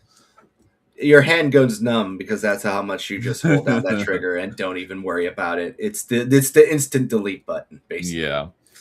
But then they got the Bringing Down the Sky DLC, which is about Much better. Asteroid 57, which actually is a story DLC, which focuses around a Batarian plot to crash an asteroid into a human colony and basically cause a mass extinction event on that planet. And that's when you get the rework of the Batarians, and you get to see how they look a lot more evil and menacingly instead of like Sid the Sloth, who evolved after 1,000 years, you know? Yeah, so that's kind of a cool DLC also because you drive around because this asteroid is huge. It's basically like the asteroid from Armageddon, the movie. Mhm. You're driving around on the asteroid. You have to go to these different because the asteroid is being propelled by giant giant engines, and so you have to go around these different areas on the asteroid and shut down the engines or redirect it so it doesn't crash into the planet. Yeah. But there you go. That's your basic, quick, kind of recap about, our history with BioWare, Mass Effect 1. Definitely talking about this. It's a kind of a spoiler cast, not so much a spoiler cast, but just trying to get you into the world of Mass Effect. I highly recommend you go check these games out. Before we move on, Neo, we have 2 more points to kind of come down to because this is kind of already going a little longer than I want. So let's kind of get to them. Okay. Nitpicks, and then a preview for the Mass Effect 2. So what were some of your nitpicks that you had? Just real quick, Mass Effect Legendary Edition, which includes all 3 Mass Effect games, at least on Xbox, is currently on sale for $6. So it often goes on sale for very cheap, so you can get the whole trilogy for a very, very affordable price. And they do have it retooled a little bit as well. Yeah, Mass Effect 2 and 3, from what I hear, are pretty much untouched, but Mass Effect 1 has some quality of life improvements. Yeah. So those quality of life improvements, at least a little bit I've heard, is basically my main nitpicks with Mass Effect 1 is I don't know if they address this specifically, but the inventory management is a pain in the ass in the first game because you just get loaded down with so much useless crap, kind of like in Borderlands. So it would be really nice if there was an easier way to categorize and get to the stuff you want instead of scrolling for so long to find what you're looking for. Did they make that better in the Legendary Edition? No, they did not. And Sandro over here, no sprint in the original during Citadel sections. Yes, that is another one. It's a lot of walking on the Citadel. Oh, okay, yeah, I didn't really think about that, but the only time you can sprint in the original version is when you're in combat. If you're not in combat, there's an animation that looks like you're moving faster, but you're not really. It's just there to fuck with your lizard brain. That's what it's there to do. It's a placebo effect. It is. It's like I'm going fast. First off, let me just say something. The sprint in the retooling, it looks like Shepard is doing that like very stereotypical like weird jog. Like it's like they didn't know what they were trying to do. It's like he took a shit and he's trying to run home with a giant like load of like dookie in his like undies. It looks so awkward and weird. That's what it looks like in the original too. Yeah, but this is like even worse. That's what I'm saying. It worse. Like it just doesn't feel right. That's what I'm saying. It's just like it just doesn't feel right. You look at it and you go, I think you could have done this a little better. Especially if you're playing as FemShep. I'm like, come on, don't make the lady look like she just shit herself. But yeah, I do agree with you. There's just so much useless crap that you get in that game, and you just constantly have to keep breaking it down to get Omnigel. Yep. And then it's just like, and that's another thing too. Hacking in this game, like it looks like it's going to be fun and it'll make sense, but then you can just like all that useless crap you get, you just constantly break it down, and then you just bypass everything by shoving some Omnigel into everything, and it's just like you win. Yeah, the hacking is basically Simon Says. You just have to repeat the pattern. Yeah. So as soon as you start getting a little bit of Omnigel, just use the Omnigel. It makes because the hacking is kind of lame. So just use Omnigel to bypass it, and you'll have tons of it anyway. So it's almost like why is the hacking minigame even in the game? But it's like it's like the skip cutscene or the skip a quick time event feature that they put in some of these modern games now. It's like why are we even doing this? Yeah. Why did you make this mechanic so useless that even you yourselves are like, oh, fuck it, you could just skip it. Yeah, exactly. So, but yeah, the inventory management is my biggest issue with the first Mass Effect. Definitely. But the other thing that I'm assuming is fixed, because a lot of people complained about it originally, but that was just a hardware limitation at the time, is that the amount of time it takes for the elevators to take you anywhere. I'm assuming that's not an issue in the Legendary Edition. No, they go pretty quick, but you can also just let it ride. I don't have an issue with the elevators personally myself. I didn't really have an issue with it either. I mean, but it that was was one thing everyone complained about. Not me. Those people are assholes. That's what I said. No, but it was nice for like a little world building and lore dumping, where you got like the news and like the radio would be like, oh well, this is what you did, and here's a little bit of a news story acknowledging what you did. That's true. Yeah, when you're in the elevator, it's not just completely silent. You'll hear like news stories and stuff, and it's like, oh hey, I know about that because that's a report on something that I caused. Yeah, or your companions would joke with each other and everything too, and you get a little some bit banter. of some banter. It's. I think a lot of people don't appreciate that. Yeah. So, kind of closing remarks though. I don't really have any more nitpicks other than the Mako can sometimes be wonky, but that's also like a term of endearment for a lot of fans. That's probably my number 2 gripe is because when you're exploring like the big open planets, a lot of times you're having to go over these mountains, and getting over them in the Mako can be a giant pain in the ass. I think they added thrusters, so it makes it a lot easier. Yes, they made the Mako go faster than the speed of a turtle. That's for sure. Excellent. So I'm glad that they addressed that. So basically the truth about the Mako is either you're going to love being in the Mako or you're going to hate being in the Mako. There is no in between. Either you love the Mako, faults and all, or you hate the Mako, faults and all.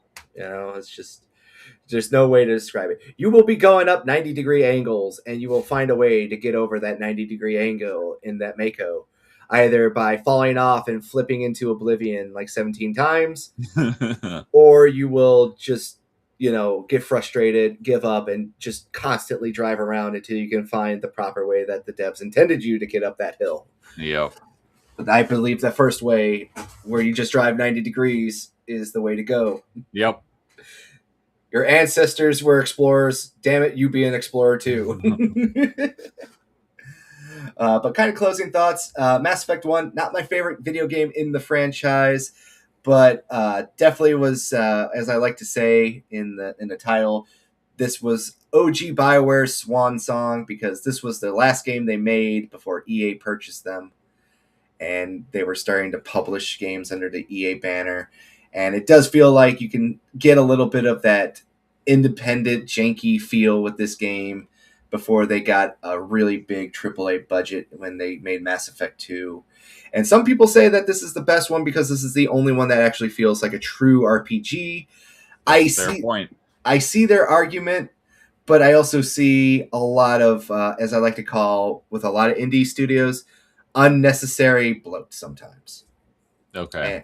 And that's what I feel like my final nitpick is that there's a lot of useless bloat inside of Mass Effect 1 systems that really don't matter or do much, especially because you only need to max out a few special abilities and your Paragon and Renegade, and you're good to go for the most part. Yeah. Shoot, what was I just going to say? Oh, yeah, that's what I was going to say, is that, I mentioned it before, but Mass Effect 3 is not only my favorite game in the franchise, it is my favorite game of all time. My ranking of the trilogy used to be 3, 1, 2, and 2 is actually my least favorite, which is what most people's favorite is. Mm-hmm. I have come around on that just because, like you said, the first one is a bit janky. So my ranking is 3, 2, 1. But I definitely understand people who like it the best because it definitely is the most RPG of the 3. Yeah, I feel like for me, Mass Effect 2 just has that place in my heart as my favorite video game of all time because I replayed that so much. It has a lot of good memories to me. Mass Effect 1 has a lot of good memories for me too. A lot of people do LAN parties I'm the only person I think that's ever done a LAN party for Mass Effect 1. I remember you mentioning that. I was like, wait, what? There's no multiplayer. I know. So this is one of my favorite stories for everyone who's new here and who's made it this far. I have a cousin. His name's Andy. Love him to death. He's a year older than me, but when we were younger, him and I were like thick as thieves. So we would hang out a lot, and we would have a lot of favorite video game takes, and Mass Effect was also one of his favorite video game takes. And I remember we met up with one of his friends, and then we went to another one of his friend's house. Well, that friend was away at college, all right? So all three of us showed up. I showed up to this random person's house that wasn't even there, and we all just took over this living room of this like random family's house, and we're all playing Mass Effect in like this dude's like a different dude's house. And I'm just like sitting here like, well, I'm having fun playing Mass Effect with all my friends, but like this is kind of weird that I'm playing just a video game and nobody in this house is related to anyone in this house.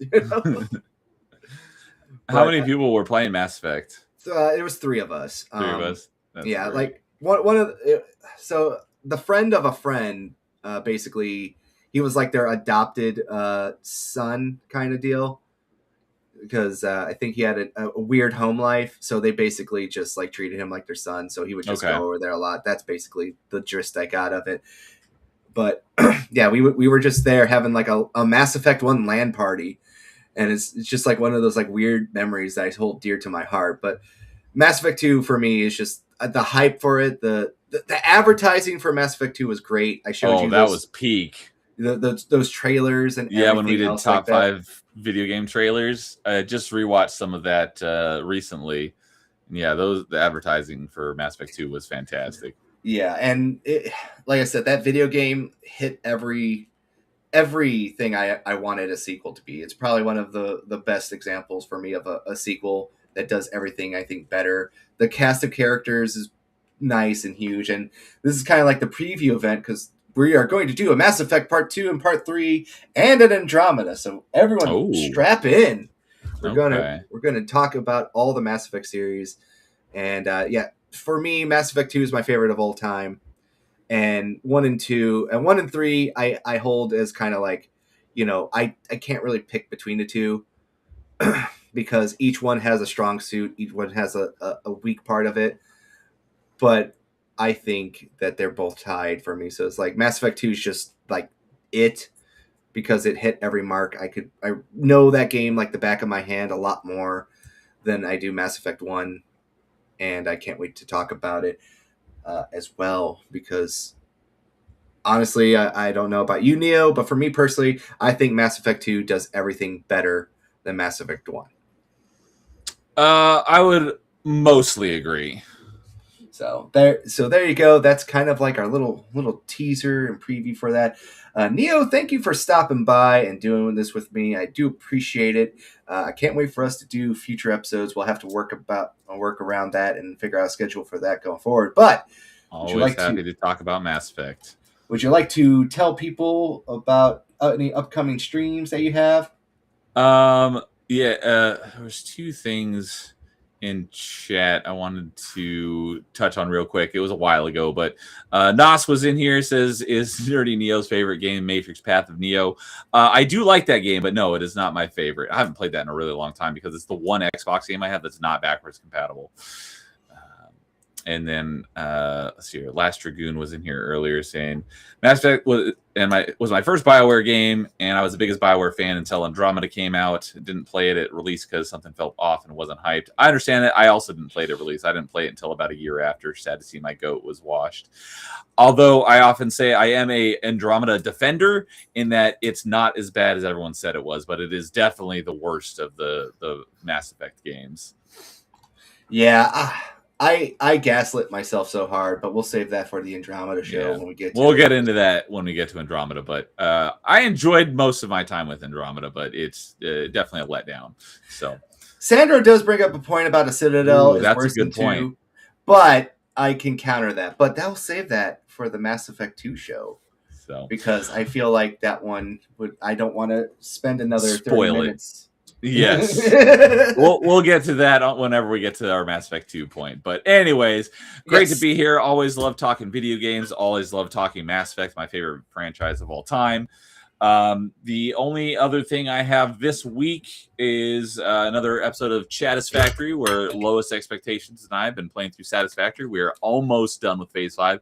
We will probably complete Phase 5 and beat the game on Friday. We're not done with it yet because we are going to get me all the achievements, so there are still a few more achievements I'll have left, but we'll be continuing our Satisfactory on Friday. And it's very possible that I'll be doing some Halo Infinite with Paul on Sunday. We still haven't heard back from Paul on whether that works for him. But that's a possibility. Next week, I don't have a whole lot planned because I will be busy with real life stuff. I'm planning on doing a Metroidvania Monday on Monday.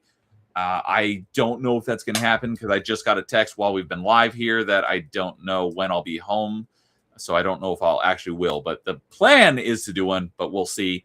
And then I may do another late night retro rewind on Wednesday evening. It's really up in the air. But the week after that, the first full week of August, I should, for the most part, be back to my regularly scheduled streaming of Mass Effect Monday. Hopefully, Party Chat will return. I need to talk to Ryan. I'm hoping I need to talk to Jason and see if we can get Top 5 back on track.